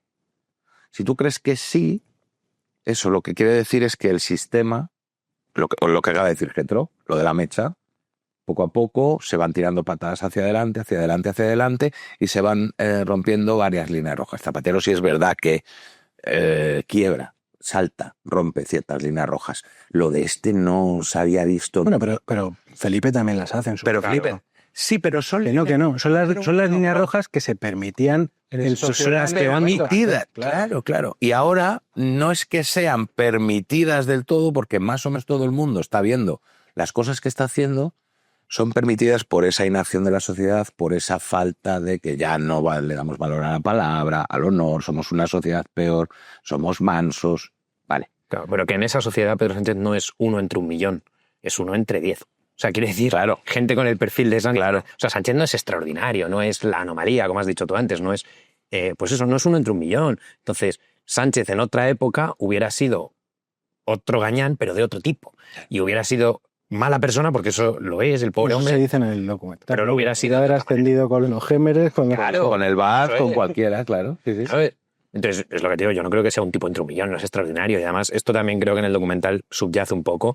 Y a mí no me gusta la gente que piensa en plan, el gran estratega Sánchez, que siempre lo tiene todo pensado. Que no es un tío tan jodidamente brillante. Que es verdad, Al principio sí. o sea, es verdad que tiene 4 características que son muy buenas para un tío que quiere ascender meteóricamente sin miedo a nada y tal. Pues tiene esa valentía, si queréis llamarlo, o bravura que tiene, es pronto a la embestida, No, pero es guapo, que pero es guapo es un valor, ¿eh? sí que tiene cierto olfato. Porque, Claro, no, eso y eso. por ejemplo, una cosa muy concreta. Cuando se habla del escándalo de que tenga tantísimos asesores, ¿no? Dices, bueno, es que ha colocado a los amiguetes. Sí, no. Porque que tenga tantos asesores también está en lo que subyace ahí. La verdad que subyace ahí es que él prepara muy bien todo. O lo intenta, por lo menos. Y tiene mucha gente que se ha conocido hace poco que tiene a un, no sé si es un guionista, un director de cine, que le prepara los actos. O sea, quiere decir que de eso le salga mejor o peor, pero él lo intenta preparar, ¿no? Pero por eso digo Entonces, que es 1 entre 10. Tiene cierto olfato. Eso sí que es verdad. Y cualquiera no habría llegado tan lejos, yo creo. Porque tiene cierto olfato. No nos quedemos con la última fase Sí. de que se le ve un poco como pollo sin cabeza, él ya no controla el relato, todo la amalgama de denuncias es abrumadora, él ya no controla el relato, te tira un muñeco, un día te tira el muñeco del aborto, hay que hablar esa semana del aborto, No, la semana por ejemplo, pasada el Valle, por tal. ejemplo, fíjate, llega al Senado. Y claro, es un escándalo que un presidente vaya ahí a ser interrogado al Senado, ¿no? Ya es eso por sí mismo. Y el notas llega unas gafas. Unas gafas de... Sí, hablar de las gafas, tú. Y todo el mundo hablando de las gafas. Sí. ¿Pero eso tú te crees que es accidente? No. Eso está pensado. Yo es que creo que es una combinación de 2 factores y también es un tema al que le he dado muchas vueltas. Lo he comentado ya en varias ocasiones en Big One, que estaba leyendo el otro día un libro de propaganda sobre la propaganda, porque le doy mucha importancia en la actualidad a la propaganda. Y después de describirte el autor la cantidad abrumadora de cosas que se podían hacer a través de la propaganda, al final del libro te enumeraba los límites que tiene la propaganda. Y uno de los límites que te enumeraba, el primero creo recordar, era la realidad. Decía, cuando la realidad es incontestable, no hay propaganda que valga. Y citaba como ejemplo, para secundar, digamos, esta tesis, a Goebbels, que de propaganda sabía algo. Goebbels en un primer momento intentó convertir Stalingrado en un símbolo de victoria, pero era tan incontestable que habían perdido que Goebbels tuvo que recular. Y dijo, no es un símbolo de victoria, sino de heroísmo. Eso sí que lo puedo defender. Y Goebbels te decía que ni el mejor propagandista podía torcer la verdad, cuando era, pues eso, evidente, cristalina, etc. Y sin embargo, hoy en día vemos cómo lo hace sistemáticamente. Y no a través de técnicas que uno retrospectivamente y mira y dice, ostras, son brillantes. Es decir, me quito el sombrero por lo menos desde un punto de vista del reconocimiento intelectual. Es decir, ha sido brillante. No, es que es ponerte unas gafas, es que decir esto no porque Franco, es decir esto no porque Ayuso, o sea, son técnicas tan simplonas que me obligan a no atribuir el efecto de esa propaganda al mérito del propagandista, sino al demérito de la persona que lo recibe. No, y sobre todo que él juega con una ventaja abismal que no tenía Goebbels quizás, que es la falta de oponente. No hay oponente que le diga... Hombre, Goebbels también, eso también lo tenía, ¿no? Al menos en Alemania. O sea, esa falta de oponente, yo creo que Goebbels ni disfrutaba de ella. Quería decir al final luego que en una guerra siempre hay la lucha de información, ¿no? Pero aquí no hay rival. O sea, aquí no hay nadie que venga a contraponer el relato que te está poniendo. ¿Que quieren hablar de las gafas? Pues las gafas. Nadie va a venir a decir, oye, no te fijes en las gafas, que estás ahí declarando por todos los casos de corrupción, bla, bla, bla, bla, bla, bla. Se habla de las gafas y ya está. Eso creo que lo hizo Ronaldo Nazario en el Mundial del 2002, fue cuando llevaba el pelo que estaba recibiendo, creo recordar, críticas en relación con no sé qué historia, no sé cuánto, dijo, voy a poner el pelo para que hablen del pelo. Claro. No es esto. No, y otra técnica, y antes creo que al principio lo has apuntado tú, es lo que yo le llamo la técnica del médico del señor Barnes. O sea, la puerta esa llena de microbios, ¿no? Que no pueden pasar porque se atascan todos en la puerta. Entonces, es tal la cantidad de escándalos y es tal el ritmo es imposible seguirlo. O sea, y que, perdón por decirlo así con esta poca humildad, ¿no? Pero que si no haces un documental de 1 hora y media y lo organizas todo, uno tapa el anterior, uno tapa el anterior, uno tapa el anterior, y estoy convencido que parte de la estrategia de Moncloa es sacar determinados escándalos en determinados momentos para que vayan tapando a otros, aun siendo malos para ellos los posteriores, pero han tapado uno anterior y están generando constantemente este ritmo frenético que hace que sea imposible seguir todo. Entonces, cuando creo que durante una semana ven que uno se ha atascado y que se está hablando mucho de ese, probablemente sean ellos los que, venga, vamos a decir este y al menos ya hay uno nuevo y tapamos el anterior y ya el siguiente que lo saque alguien que de verdad lo saque con buena intención, ¿no? Que lo saquen los abogados o que lo saquen...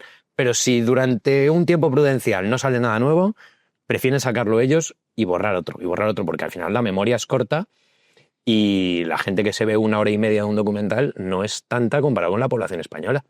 Y hace callo. O sea, es decir, Claro. Yo recuerdo, y esto lo hablaba, yo me acuerdo en la época de Rajoy, cuando empieza Ferreras con su Al Rojo Vivo y tal, y Ferreras le hace muchísimo daño a Rajoy con Rato, tal. Pero llega un momento en que le deja de hacer daño. O sea, lo que tuviera que perder el PP por aquello de las tarjetas Black, de todo aquello de la Gürtel y tal, ya lo perdió. O sea, no va a perder ni un voto más por aquello. Por mucho que tú sigas percutiendo 24/7. Es imposible que pierdas más. Sí, ya ha conseguido el efecto. Ya has conseguido el efecto, punto. Te tienes que buscar otra cosa. Esto es un poco igual. Esa avalancha al final hace callo. Por mucho que queramos nosotros ahora denunciar, el tío ahora mismo no pierde ya ni un voto. No sabemos, quizás no seamos conscientes todavía dónde está su suelo, porque seguramente de las últimas elecciones ahora pueda haber bajado su suelo. Habrá que ver luego todo el tema de la alianza con Sumar o no, cómo sean las campañas, tal. El partido hay que jugarlo, ¿no? Pero por mucho que vaya saliendo, los que ya están perdidos, que van a fichar PSOE aunque saliera matando gatos, y el que ya lo ha visto, pues lo ha visto y no fichará PSOE. Claro. Sí, además yo creo que también esa táctica de los microbios del señor Barnes también está perfectamente pensada para nuestro tiempo, que es el tiempo del reel, del short, de mirar 5 segundos y pasar a lo siguiente, ¿no? Y entonces puede producir algo, muchas impresiones en un momento dado, pero enseguida estás buscando lo siguiente, que dé más impresiones. Entonces, la gente está acostumbrada también a esa dinámica. Por eso el docu está pensado para que perdure en el tiempo. Uh-huh. Sobre todo, oye, acuérdate de cuando te venga un zapatero de la vida a decir, oye, nosotros acabamos con ETA, joder, por lo menos que haya habido alguien que yo entiendo que la televisión no puede hacer esto que hemos hecho nosotros, porque son otros ritmos, son otras historias. Podría haber habido más gente, o debería haber habido más gente que hubiera apostado por explicarlo, ¿no? Pero bueno, yo puedo entender ciertas cosas. Pero por lo menos que quede un documental, un sitio, claro. Tertulias, donde yo recuerdo que hicimos unas cintas las cintas prohibidas estas que hacemos, tuvimos 8 horas y media. 8 horas y media detallando todos los casos de corrupción. O sea, todo un poco lo del docu, pero en lugar de 1 hora y media, en formato podcast de 8 horas y media. Bueno, pues ahí queda, ¿sabes? También yo creo que, y aquí voy a ser sincero y voy a contar alguna cosita de detrás, ¿no? Una cosa que ha hecho muy bien Hazte Oír, y creo que queda reflejada en el documental también, porque Hazte Oír ha coproducido, y creo que queda bien reflejada, es asumir asumir internamente y dar a entender externamente que aquí hay una cosa, que es Sánchez S.A., que podríamos llamarla PSOE S.A., y que hay un caso, que es el caso PSOE y el caso Sánchez. Hay un caso.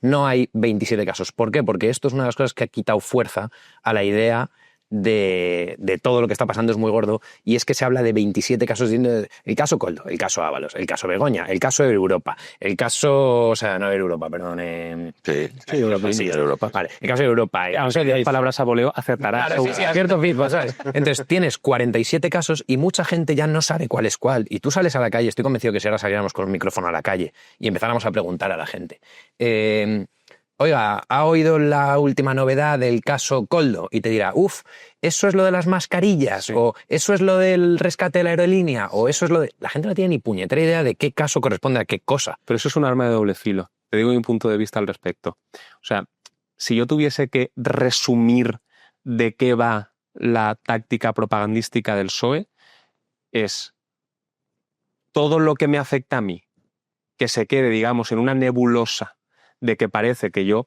hago cosas mal y yo soy corrupto, pero necesito, por eso están absolutamente sedientos de sacar cualquier cosa, siguen con la foto de Feijóo, cualquier cosa de, como no tienen de Ayuso, del novio de Ayuso. Las para fotos de crear las también... Azores. O sea, yo estoy viendo últimamente la foto de andar en las Azores y digo, ¿pero esto qué? Pero entonces tú tienes en un lado de la balanza lo que tú haces mal, que precisamente porque la gente es, coño, yo mismo.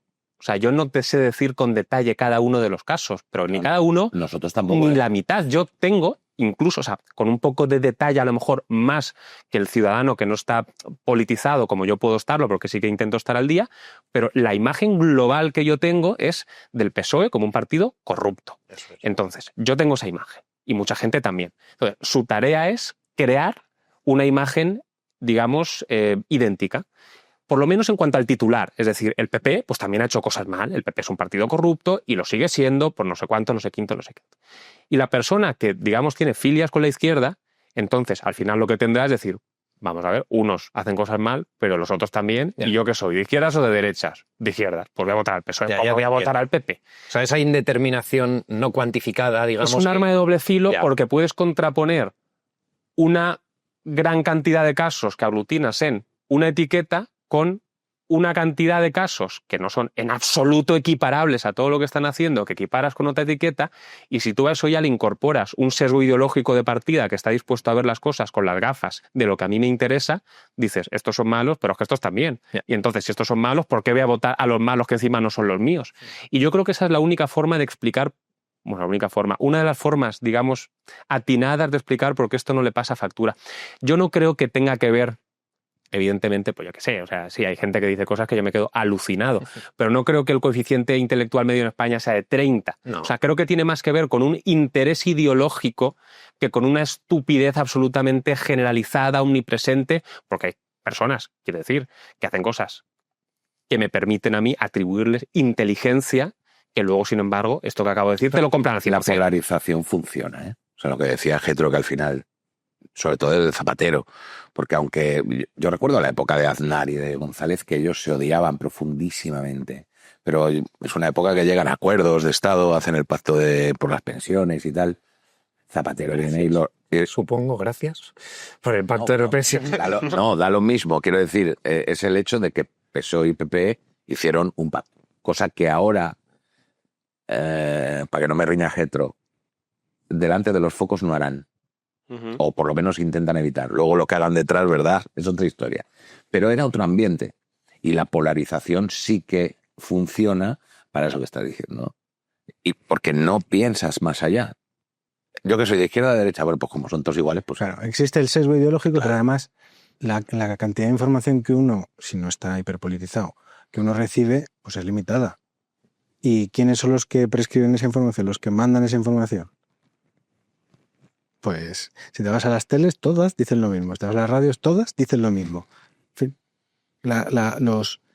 y además para la bolsa grande de votantes, que es digamos, el boomer, que sigue siendo consumidor de televisión y de radio, ¿no? La gente más joven ya no. Pero esos que son la gran bolsa de votantes, si solo reciben un tipo de información y además tienen ese sesgo, porque todos lo tienen, sean de izquierdas o de derechas, o sea, PSOE o PP, pero claro, si solo te lleva esa información, que es siempre de izquierdas, y tú tienes el sesgo, pues ya está. Que la fórmula es perfecta. No es que la gente sea retrasada mental, no es que todo el mundo tenga 30 de IQ, pero claro, sí, es lo que decía antes, para poder vivir de la mentira tienes que haber accedido a todos los que prescriben la opinión pública.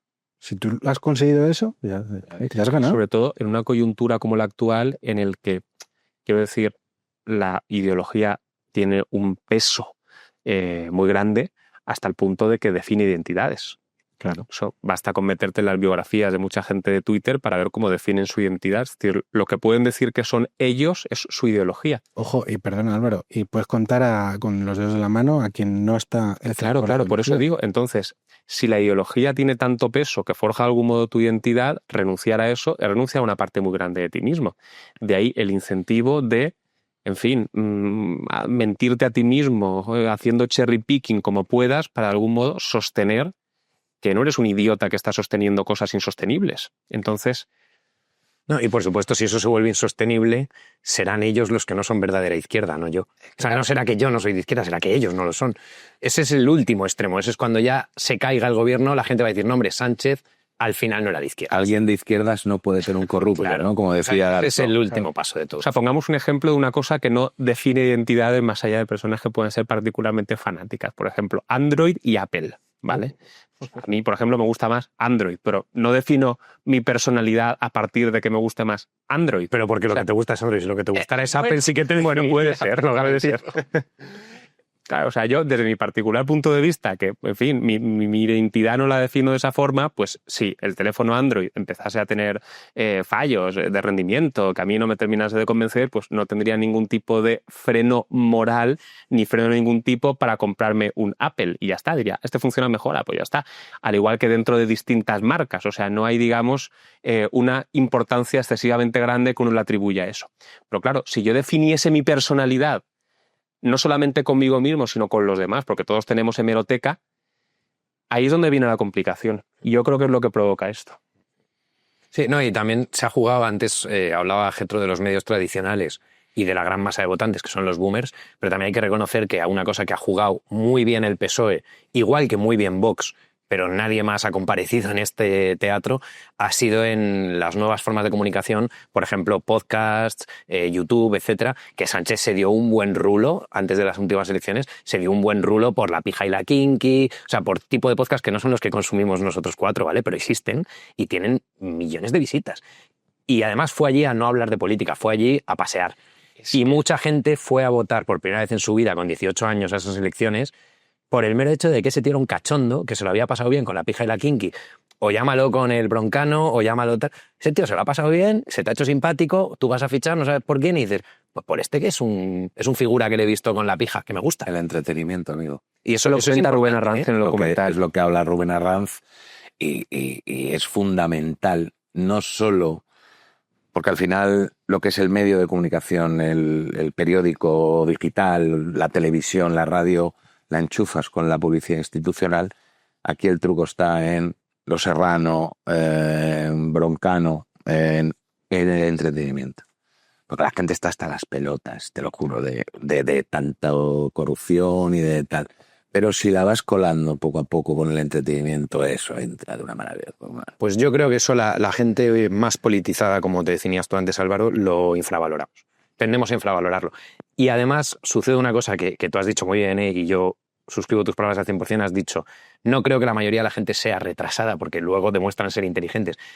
Y tú, que lo has dicho muy bien, funcionales. Pero la mayoría de la gente politizada suele tender a pensar que el que no está tan politizado como ellos es porque es gilipollas. Y no, eso no es así. Hay gente que es súper lista, súper válida, súper funcional, pero no le gusta la política. Pero no Así está esto. no le gusta, tío, no le apetece, le gusta el fútbol, le gusta, qué sé yo, Apple y Android, y le gusta ser un friki el que más sabe de Apple y Android, y no le interesa la música.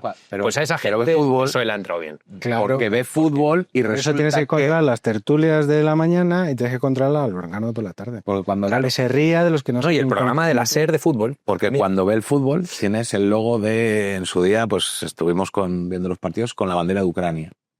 Y el que no está politizado, pues Ucrania, pues vale, pues solo bueno. Las 8:09. Y luego, pues que si la violencia de género también te la cuelan. Y eso es el fútbol, eso es la liga de fútbol profesional. O las plataformas que dan que tienen los derechos, pues que te cogen y te cuelan ahí la historia, ¿no? O un concurso, o qué ¿Habéis preguntas se hace visto- un concurso, cuáles no. ¿Habéis visto la serie de Patria? Sí. La serie, hay un momento fenomenal en el que están en el hospital y sin venir a cuento aparece en la televisión la aprobación de la ley de matrimonio homosexual de Zapatero. No recordaba eso. Pues aparece ahí y de repente están todos en el hospital por otra cosa, o sea, porque ha habido un atentado terrorista de ETA, que no tiene... O sea, y es una serie que trata la política, o sea, la historia de la política en España, joder, está hablando de ETA. Y además creo que muy bien tratado en general. Pero en un momento dado, de repente, pues eso, aparece la aprobación de la ley de matrimonio homosexual y se hace un zoom a esa televisión y sale el pleno del Congreso aprobando la ley, todo el mundo aplaudiendo y se miran, uno que está en la camilla del hospital y otro que está de acompañante, y se miran como diciendo...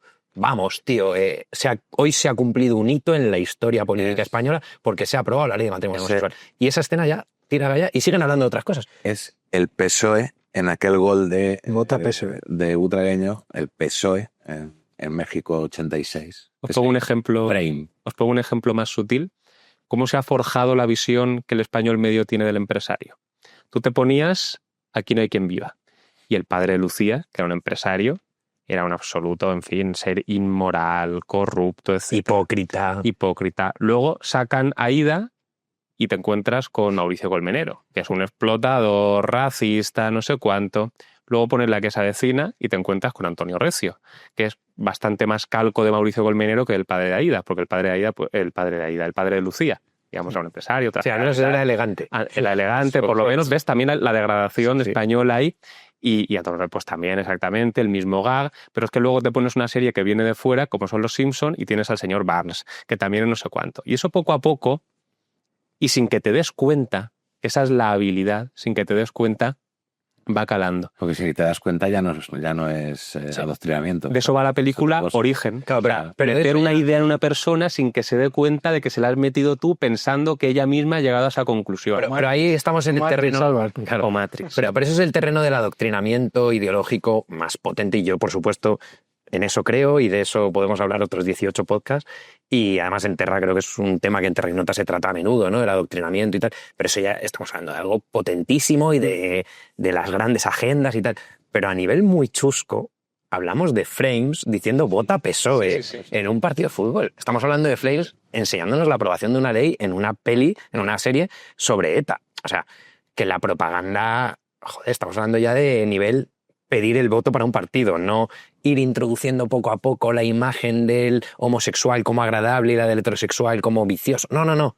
Hablamos de vota PSOE. O sea, es un poco duro, ¿sabes? Entonces, os pregunto, porque hemos ido, digamos, tocando dos temas de forma velada y no explícita, que son el asalto de las instituciones y el control de los medios de comunicación. Ya hemos hablado unos 40 minutos, yo creo que los últimos, sobre esto, sin decirlo de forma explícita. Y podríamos decir que las instituciones ya se podían tomar antes y que en los medios de comunicación, pues antes también, digamos, había cositas que se hacían, porque los ejemplos que yo he puesto no son actuales, ya viene de largo.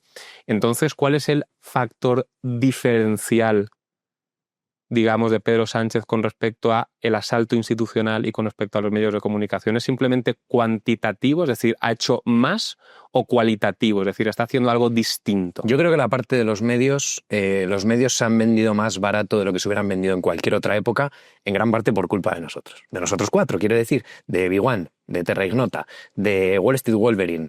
Creo que les hemos jodido a los medios, tío, y ahora la gente ve menos los medios que antes, la publicidad no paga tanto, los costes no han sabido ajustarlos para competir contigo y conmigo, porque tú y yo con 4 teléfonos y una mesa de IKEA hacemos un programa y los medios no se han ajustado. Entonces, ellos siguen teniendo los mismos gastos y muchísimos menos beneficios. Su precio ha bajado.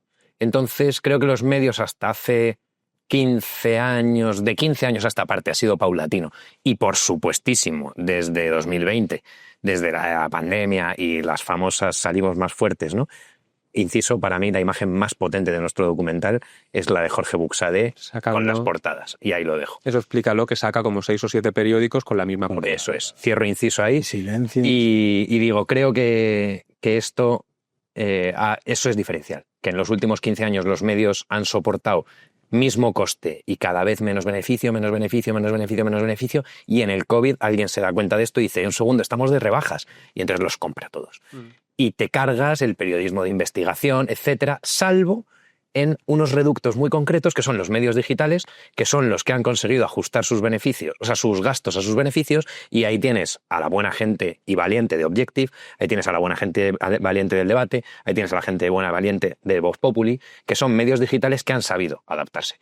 Y ahí es donde está el periodismo de investigación contestatario que está sacando los colores.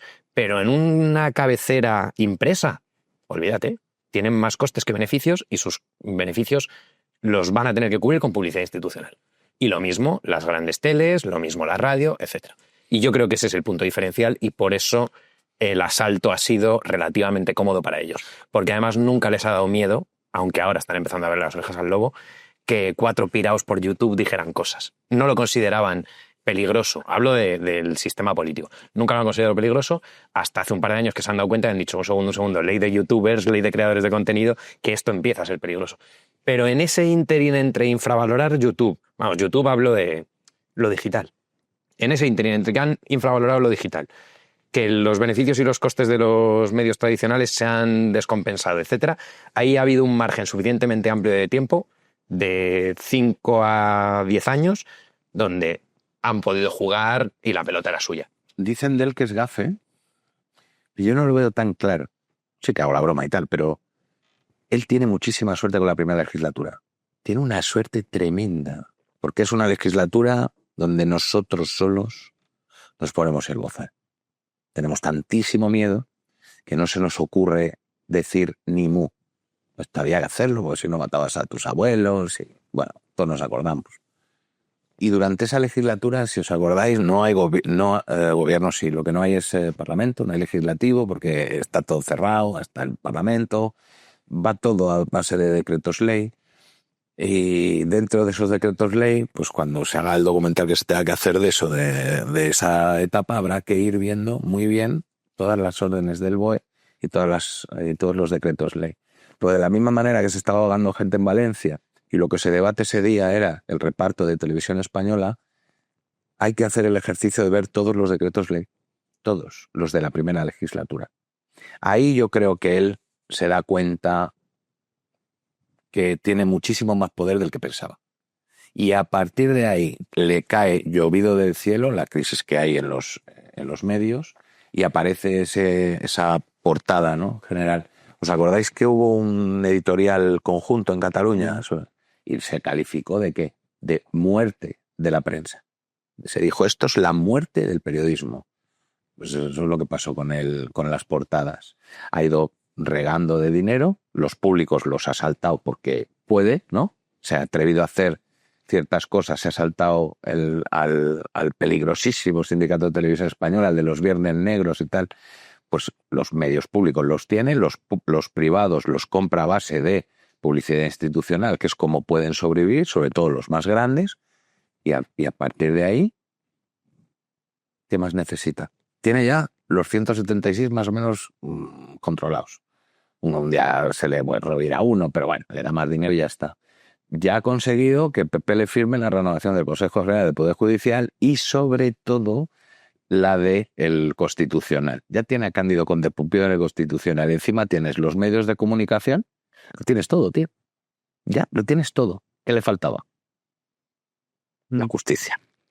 Los jueces que en aquel momento pues quisieran hacer su trabajo, pues también poner de héroe a un juez porque esté haciendo su trabajo manda huevos. Las asociaciones civiles, pues Hazte Oír, Manos Limpias, Justite Europa, los que han estado intentando ahí siguiendo esas informaciones de los pocos periodistas que en aquel momento, porque ahora es fácil, ya no se puede lo de la realidad que decía, ya no se puede tapar eso con un dedo. Había que estar antes, en 2020, en 2019, cuando empieza todo esto se empieza a ver ciertos contratos de las mascarillas y se empieza a apuntar. Había que estar antes. Y eran 4. Y luego, pues la UCO, que habrá que preguntarle a la Guardia Civil por qué está tan enfadada. No sé, ellos sabrán, ¿no? Por qué están tan enfadados. Eso, en relación con los medios de comunicación ya lo habéis comentado. Hay medios de comunicación públicos que evidentemente ahí no tengo que hacer nada, simplemente cojo lo que es mío y lo utilizo como quiero. Con los medios privados también habéis descrito lo que sucede, lo que da una ventaja enorme, porque al final yo hago lo que me dé la gana, que ya me encargaré de cómo se cuenta, que al final es lo que surte efecto, porque la gente vota no por lo que ha sucedido, sino por lo que le cuentan que ha sucedido. Eso al final es lo que recuerda. La otra pata, o sea, esto ya es medios de comunicación, la otra pata es el asalto institucional. Comentáis en el documental que al final todas las piezas encajan. O sea, que no son asaltos institucionales erráticos, aleatorios, sin un propósito, sino que se hace con un determinado objetivo y cuando ves, digamos, desde una panorámica un poco superior qué es lo que controlan, dices, ¡ostras! Entonces me gustaría que explicaseis también esto, que lo trataseis de resumir, porque a mí me pareció muy ilustrativo. Bueno, se resume yo creo que diciendo lo que no controlan. O sea, es que controlan todo. Yo creo que es Melchor Miralles el que dice en un momento, todos los gobiernos han utilizado televisión española, ¿no? Yo lo ampliaría quizá a que todos los gobiernos, evidentemente, entra un nuevo gobierno y pone a los suyos de confianza. Eso creo que estamos todos de acuerdo que ha pasado.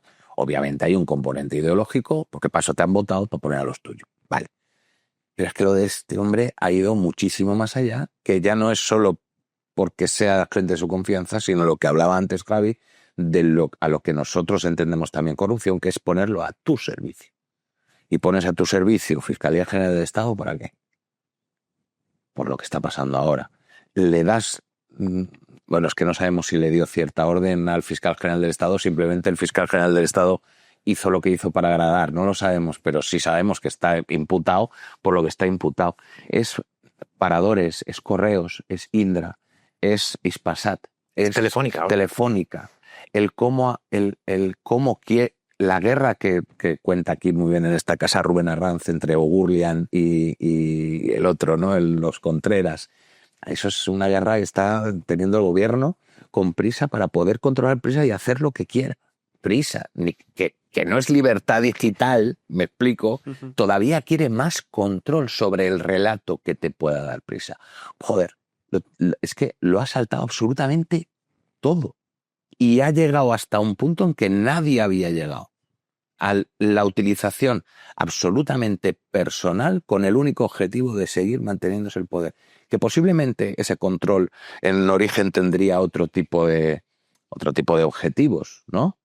Pero al final, como se le ha acumulado tanto y como yo lo único que creo ahora que es que los está utilizando exclusivamente para salvarse a él mismo. Hombre, y hay objetivos laterales que se cumplen solos. Es decir, cuando colocas en Correos a uno de tus mejores amigos como presidente de la entidad, pues ya acabas de garantizar que uno de tus mejores amigos tenga un sueldazo. Y eso es un objetivo lateral, porque no creo que fuera el objetivo primordial, pero además se cumple y no está mal. O sea, no está mal, quiero decir, no está mal para el que lo piensa, ¿no? Que coge y dice, pues mira, acabo de conseguir que mi colega de la infancia, que es que algunos casos, lo cual dice mucho bueno de él también, que no ha colocado a profesionales del partido, fontaneros en los que él confía, ha colocado a colegas suyos del cole. Eso, bien, o sea, bien jugado. Si quieres confianza, es lo que tienes que hacer. Si quieres a un tío a quien no le tengas que mandar un WhatsApp y decirle, haz esto, sino que él lo hace por ti. Y nunca vas a encontrar el WhatsApp del número 1. Nunca lo van a encontrar, porque ese tío ya se ha encargado el de hacerlo, ¿sabes? Bien, inteligente por su parte, solo quiero decir eso. Pero esos son objetivos laterales. Yo creo que lo de, eso, es que ha colocado en Correos porque le dan un sueldazo. Eso es paupérrimo pensar eso. O sea, eso es mentalidad de pobre. Y es más, de que vas a ser corrupto por ganar 100.000 euros. No, tío, nadie es corrupto. Está asumido, y que está asumido que eso sí lo hacen todos. porque eso es Hombre, esto que lo hacen No, y absolutamente. porque el sistema sí que lo todo. consiente. El sistema lo ¿sabes? consiente. O sea, no te exige que seas funcionario de carrera, ni te exige que tengas unos méritos, ni que haya un concurso de oposición. Es así, a dedo. Y joder, si era a dedo, es porque dedo quiere decir el Se mío. llama libre designación, ¿no? Claro. Sí, sí, sí. Y eso, Libre bien. designación. Puedo poner a mi caballo, ¿no? O sea, Pero ya te digo, yo creo que esos objetivos son bastante laterales. ¿Sabes? Lucrar a tu colega de la infancia, devolver un favor a alguien del partido, a la tipa que te hizo el favor en las primarias, conseguirle un puestito en una empresa privada, amiga. Ese tipo de cosas son beneficios añadidos. Pero lo que se está buscando realmente es, tengo correos, porque correos, entre otras muchísimas cosas, pero mueve el voto por correo, naturalmente. Tengo Indra, porque entre otras millones de cosas, que Indra tiene un montón de proyectos interesantísimos de los que podríamos hablar aquí también, ¿eh? O sea, proyectos desde escuchas, proyectos de espionaje, proyectos de defensa muy, muy gordos. escuchas ya no, la tienen los chinos ahora. Pero vamos, precisamente tiene contratos millonarios con empresas de otros países. Bueno, podríamos hablar de Indra un montón. Pero entre otras cosas también es el conteo de los votos. O sea, bueno, el reporte del conteo de los votos, me da igual. Pero ¿qué es lo que queda? Es lo que tú te enteras cuando pones la tele el domingo por la noche de unas elecciones.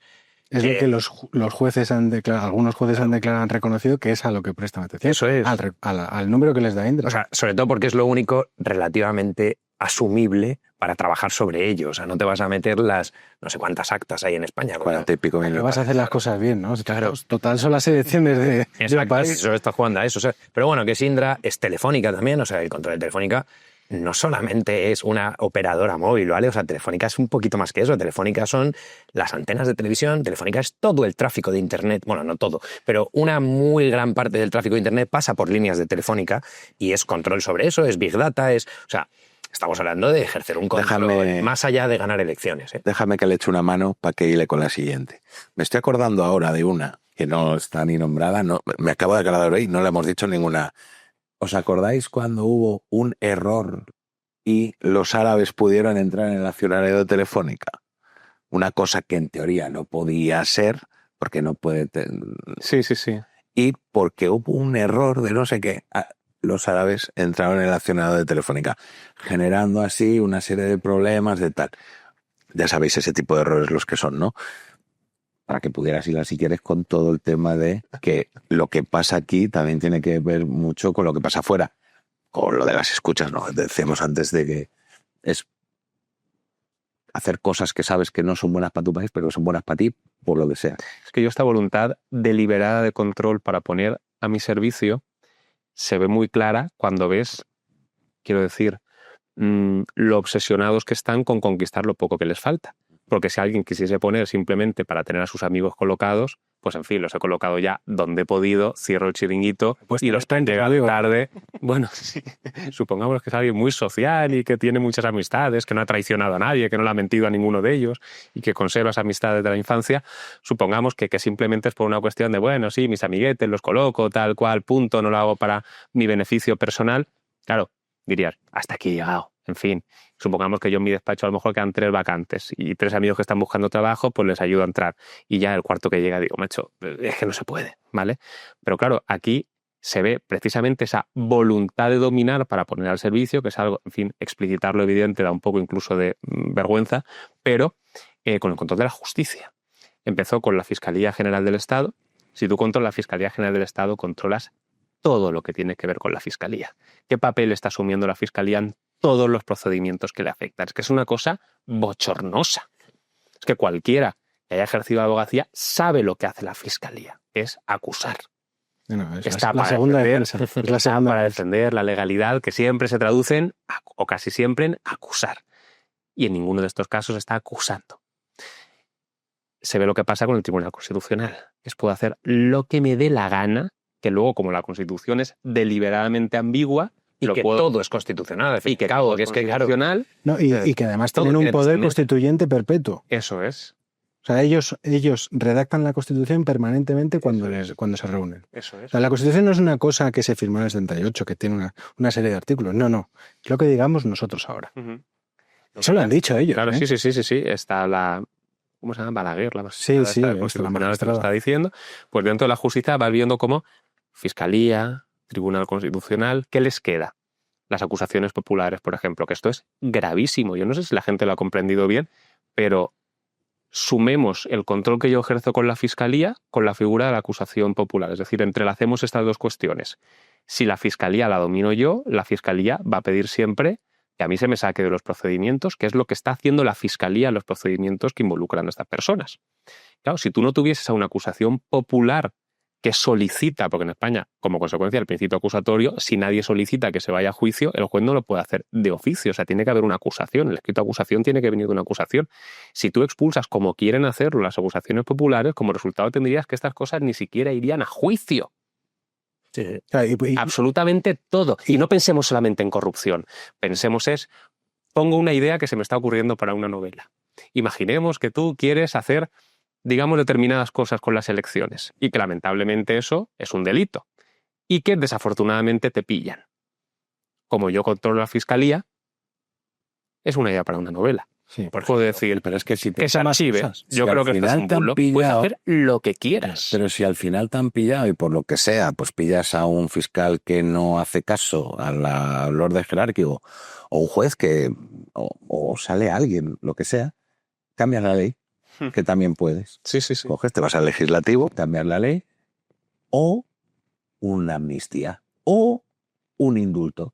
Porque a Chávez y a Griñán les pillaron, ¿verdad? Sí.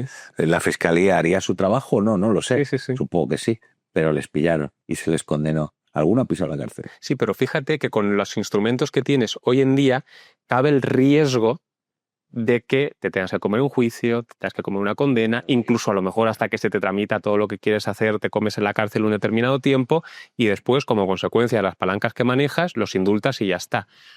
Con esta otra posibilidad, Saltas todo eso. Llegas a juicio. no llegas a juicio, incluso podría, digamos, ni siquiera iniciarse una instrucción, porque si no hay ninguna acusación popular personada, A mí esto... si no hay ninguna acusación particular, porque no hay un perjudicado concreto, como sucede en determinados casos, y solamente está la Fiscalía, ni siquiera se puede abrir un procedimiento. A mí esto me parece muy interesante cómo han ido construyendo el relato para llegar a la eliminación de la acusación popular, que es con lo del fango. Lo aquello del fango era para esto.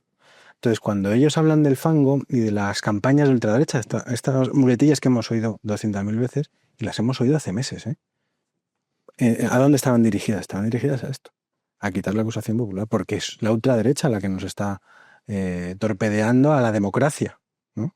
Ese es el relato que se ha vendido y la gente lo ha comprado, Entonces, cuando se apruebe, si se aprueba, pues la gente va a dar palmas con las orejas, porque va a decir, estamos parando a la ultraderecha, estamos protegiendo la democracia. Yo espero que no, que alguno tenga dos luces y diga, no, cuidado, que es que me la va a liar a mí, ¿no? Y hablo de Junts, hablo de Esquerra y tal. Pero vamos más allá. Tú decías, no, bueno, es que no van a acusar a los míos, es que Fiscalía tal. Pero es que si llevan a cabo esta reforma, van a apartar al juez de la instrucción. Claro. Y quien instruye va a ser el fiscal que tiene jerárquicamente obedecer al fiscal general del Estado. Eso es, sí. ¿A quién? Ya no es ¿a quién no voy a acusar?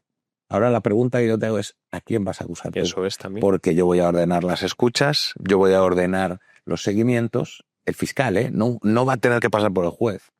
O sea, cualquiera que yo quiera hundir en la miseria, le voy a plantar una escucha y tarde o temprano, en un chat privado o en una historia random, te van a poder sacar un caso, porque encima luego tú vas a instruir la causa, vas a poder montar el caso que te dé la gana, porque encima eres el que ya no va a estar la U.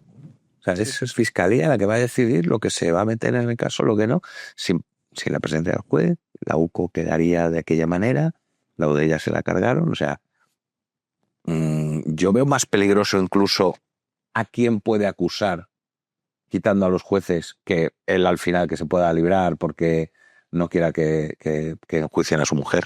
Yo le veo eso mucho más peligro. Lo que es terrorífico, y lo plasmáis aquí en el documental, es no solamente controlo los medios de comunicación que transmiten el relato que a mí me interesa, no solamente controlo a día de hoy prácticamente todo lo que tiene que ver con el Estado, y ya se están encargando de lo poquito que les falta conseguirlo para también terminar cerrar el círculo, sino el hecho de que si con estos instrumentos no me llega, tengo las cloacas. O sea, incluso lo que no puedo hacer a través de los mecanismos propiamente estatales y propiamente institucionales, no te preocupes, que también me las apañaré y me las ingeniaré para conseguirlo, y ahí es donde entra esta tal Leire, que como decís en el documental, es que es una cosa alucinante, se encargaba Me lo he apuntado porque no quería decirlo con otras palabras, de buscar información para hundir a los jueces y guardias civiles de la UCO que le estaban haciendo la puñeta. Información, evidentemente, sensible, bochornosa, que a uno le puede condicionar. O, presuntamente, Sí. amenazante. O sea, quiero decir, si no tienes esa información, tienes unos señores que se encargan de dejarle claro a la persona que te está haciendo la puñeta o a la persona incómoda que si sigue haciéndolo, le pueden pasar cosas. Y esto tampoco es de novela de espías. O sea, esto en España ha sucedido. En España hay una jueza, Corocillán, que está en un sanatorio de Palencia incomunicada porque se le ocurrió abrir el caso del 11M, de la destrucción de pruebas y tal, y esta señora, de un día para otro, se volvió loca, la inhabilitaron, le quitaron su puesto de juez, le quemaron la casa. No, le quemaron la casa. La cocina, sí. ¿Sabes? Y acabó en un sanatorio. Y esto ha sucedido en España. Esto no es una peli, ¿eh? ¿Quién sería? ¿Verdad? Y no es el único. No sabemos quién fue, pero ella lo atribuye a Villarejo, por ejemplo. ¿Y cuántos periodistas han contado que alguien ha entrado en su casa y le ha robado el ordenador? ¿Cuánta gente se ha encontrado regalitos en el coche, en casa, a sus hijos? Esto sucede a diario. Entonces, por supuesto, si tienes información sensible, si tienes unas buenas fotos o si tienes esas frases dichas con un chapero, pues el problema se resuelve relativamente fácil.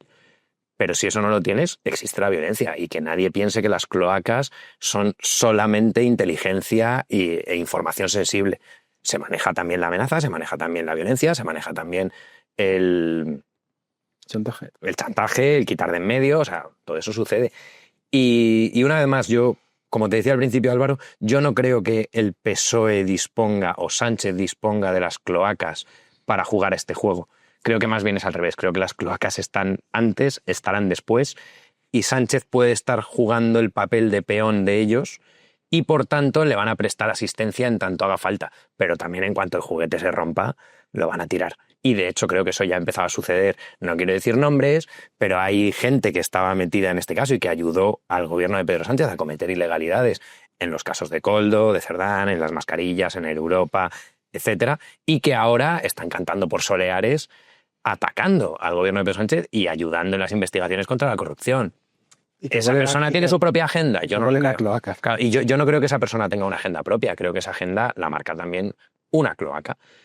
Se habla de las cloacas porque probablemente no haya una, haya unas cuantas, y probablemente entre ellas algunas estén peleadas, algunas tengan intereses contrapuestos o algunas tengan información que otras no. O sea, también eso sería lógico, que estén las cosas un poco compartimentadas. Porque unas defienden algunas cosas y otras Claro. otras.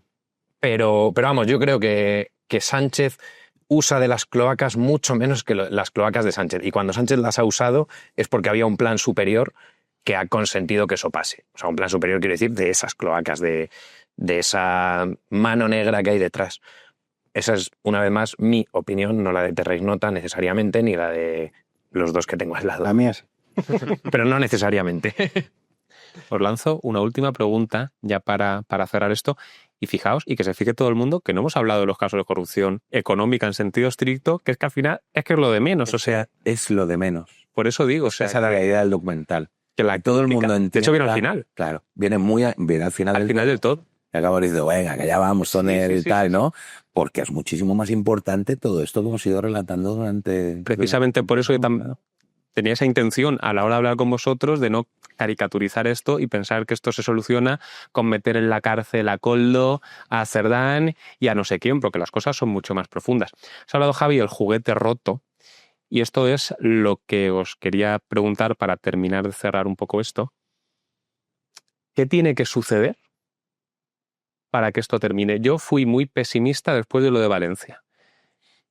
Pensé, ¿se puede hacer algo peor que, como consecuencia de tu inacción, con motivos políticos, denegar una ayuda que estoy seguro de que habría salvado vidas? Esto ya ha terminado. O sea, yo creo Os lanzo esa pregunta. que esto ya ha terminado. O sea, es decir, puede luego saltar una tontería que pueda saltar el pico de Rubiales, ¿no? Hemos estado ayer Sí. con eso. Pues se le cargan por el pico de Rubiales, pero bueno, con Rubiales pues hay más cosas, ¿no?, de las que hablar. Puede saltar cualquier tontería que digas, bueno, ¿y por esto realmente va a caer y tal? Bueno, pues podría ser, ¿no? Pero yo entiendo que ya está amortizado, está muerto y no lo sabe.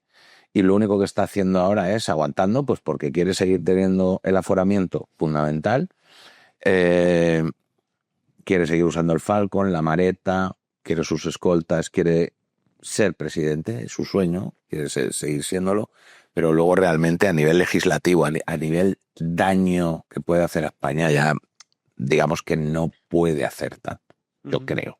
Entonces la legislatura está muerta, llevamos sin presupuestos, no los va a renovar seguramente, no va a haber presupuestos nuevos, no van a haber leyes, ya le han amenazado desde Junts que no, ya vendrá algún día el PP a salvarle, pero lo normal es que no va a haber una legislación fuerte, la legislatura está muerta ya y lo único que está haciendo ahora es llegar a 2027.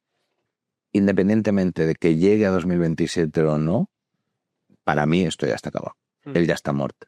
Si ya se presentan, llega a 2027, se presenta y gana, yo aquí vengo y te digo, tronco, la sensación que tenías de Valencia es la que tengo ahora, yo ya no entiendo nada, me bajo de aquí y me vuelvo a pintar. Lleva diciendo esto 3 años. Qué clavo ardiendo tú la Pero qué manipulador soy, que he dicho, no, ahora me da igual que aguante hasta 2027, ¿no? Yo sí que pienso que el juguete está roto ya, o sea, eso también lo comparto con Raúl. Creo que además se lo han dicho ya, o sea, quien se lo tenía que decir ya se lo ha comunicado. Pero Sánchez es verdad que sí que ha hecho una cosa bien, y es que toda esta gente que hemos hablado que ha colocado en lugares estratégicos y demás son suyos, son fieles a él, no son socialistas, no son gente del partido, no son del PSOE, son de Pedro Sánchez. Y él les ha colocado. Entonces, él todavía tiene la fuerza suficiente para echar un pulso. Y todavía a quien le ha dicho tu tiempo se ha terminado, él ha podido coger y contestarle y decir, lo veremos. ¿Por qué? Porque yo creo que su siguiente paso todavía no está definido. Creo que en un momento dado, justo antes de Valencia, o sea, hace 1 año y pico, él tenía una muy buena como vía de salida que le querían colocar en algún organismo internacional, pues en alguna cosilla de la OTAN o en alguna cosilla de la Unión Europea y tal.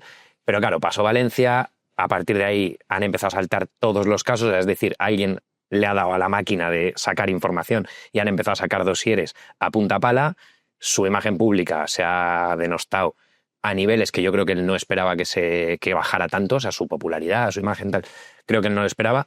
Entonces no está ahora en una buena posición para que le coloquen en el retiro dorado que él creía.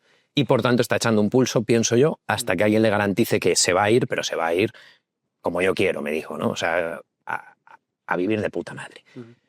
Y creo que ese pulso lo puede aguantar. Hasta el 27 seguro. Incluso lo puede ganar. Claro, con unas elecciones de por medio me cuesta más pensar que... O sea, que sería obsceno que haya unas elecciones y gane el PSOE. O sea, sería obsceno. Ahora... Me lo creo todo. Pero creo que antes de que eso suceda, el pulso en algún momento va a dejar de merecerle la pena a él y al contrincante.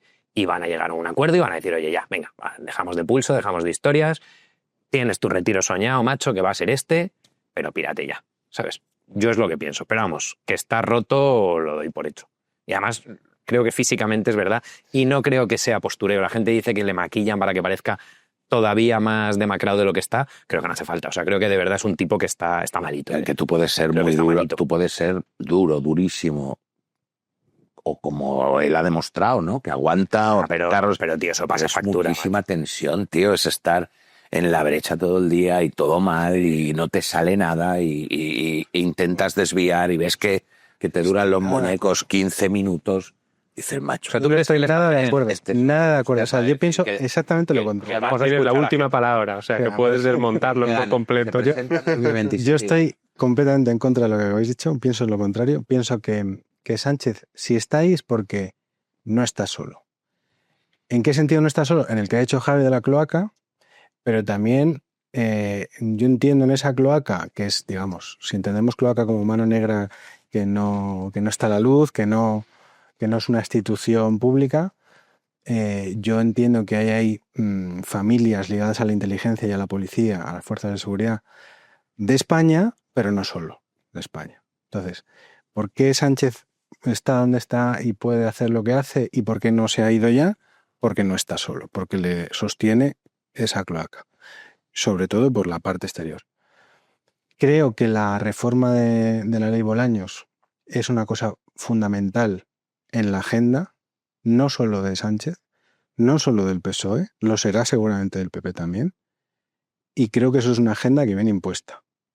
Porque a donde vamos, y aquí ya me ponéis el gorrito de papel, A donde vamos es a una especie de tecnocracia, donde el Ejecutivo, o sea, donde ya renunciemos a la ficción de la separación de poderes, que de hecho no existe en ningún lado, pero por lo menos en algunos sitios existe la ficción. Creo que vamos a una cosa que ya va a desechar la ficción esa y va a ser una cosa aclamada por la gente. La gente va a querer eso. Y va a querer que sea el gobierno el que tome esas decisiones y que se olviden los jueces y tal, porque la gente va a demandar, va a tragarse el relato y va a demandar eso. El relato no estoy diciendo solo el de la izquierda, ¿eh? En Estados Unidos no es el de la izquierda, por cierto.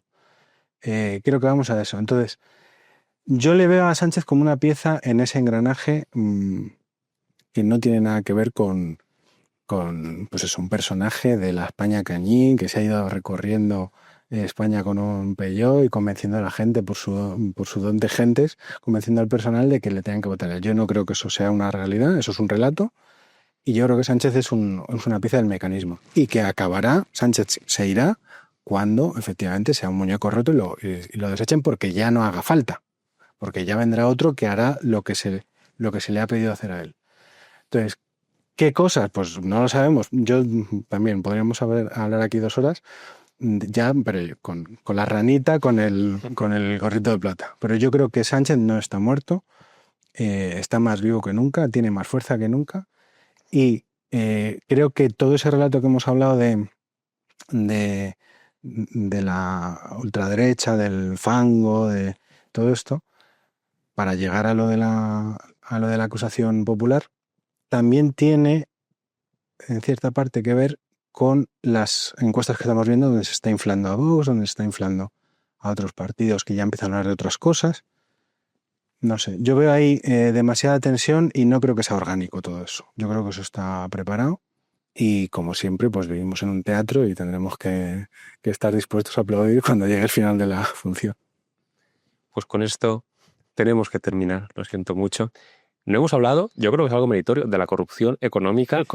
Voy a volver a ese tema porque la gente únicamente o mucha gente lo reconduce a eso. Puede que sea relevante en términos explicativos, en el sentido de que habrá quien quiera todo esto para lucrarse, pero desde el punto de vista del análisis de la relevancia o de lo que a mí me preocupa, no es lo que más me preocupa. En fin, todo esto lo explicáis con muchísimo detalle en vuestro documental. Tiene 483.000 visitas, que lo he visto. Lo has mirado. Sí, lo he mirado. Espero que como consecuencia esta noche de esta charla llegue al 1,5 millones. Eso sería. Lo explicáis todo genial en el documental. Lo explicáis todo genial en todos los programas que hacéis de Terra Ignota. Recordémoslo, que no solamente estos chicos han hecho un documental sobre el 11M, sobre el aborto, sobre Pedro Sánchez y otros muchos más, sino que subís programas con muchísima frecuencia. Dejaremos el link del canal en la descripción del vídeo para que todo el mundo pueda entrar. Y de hecho, si están viendo la entrevista, incluso que lo pongan en pausa para ver todo lo que tenéis ahí puesto y luego ya que vuelvan. Y muchísimas gracias, Raúl, Pirata. A ti. Javi. Gracias. Getro. Ha sido un placer. Y como siempre, muchas gracias también a todos vosotros.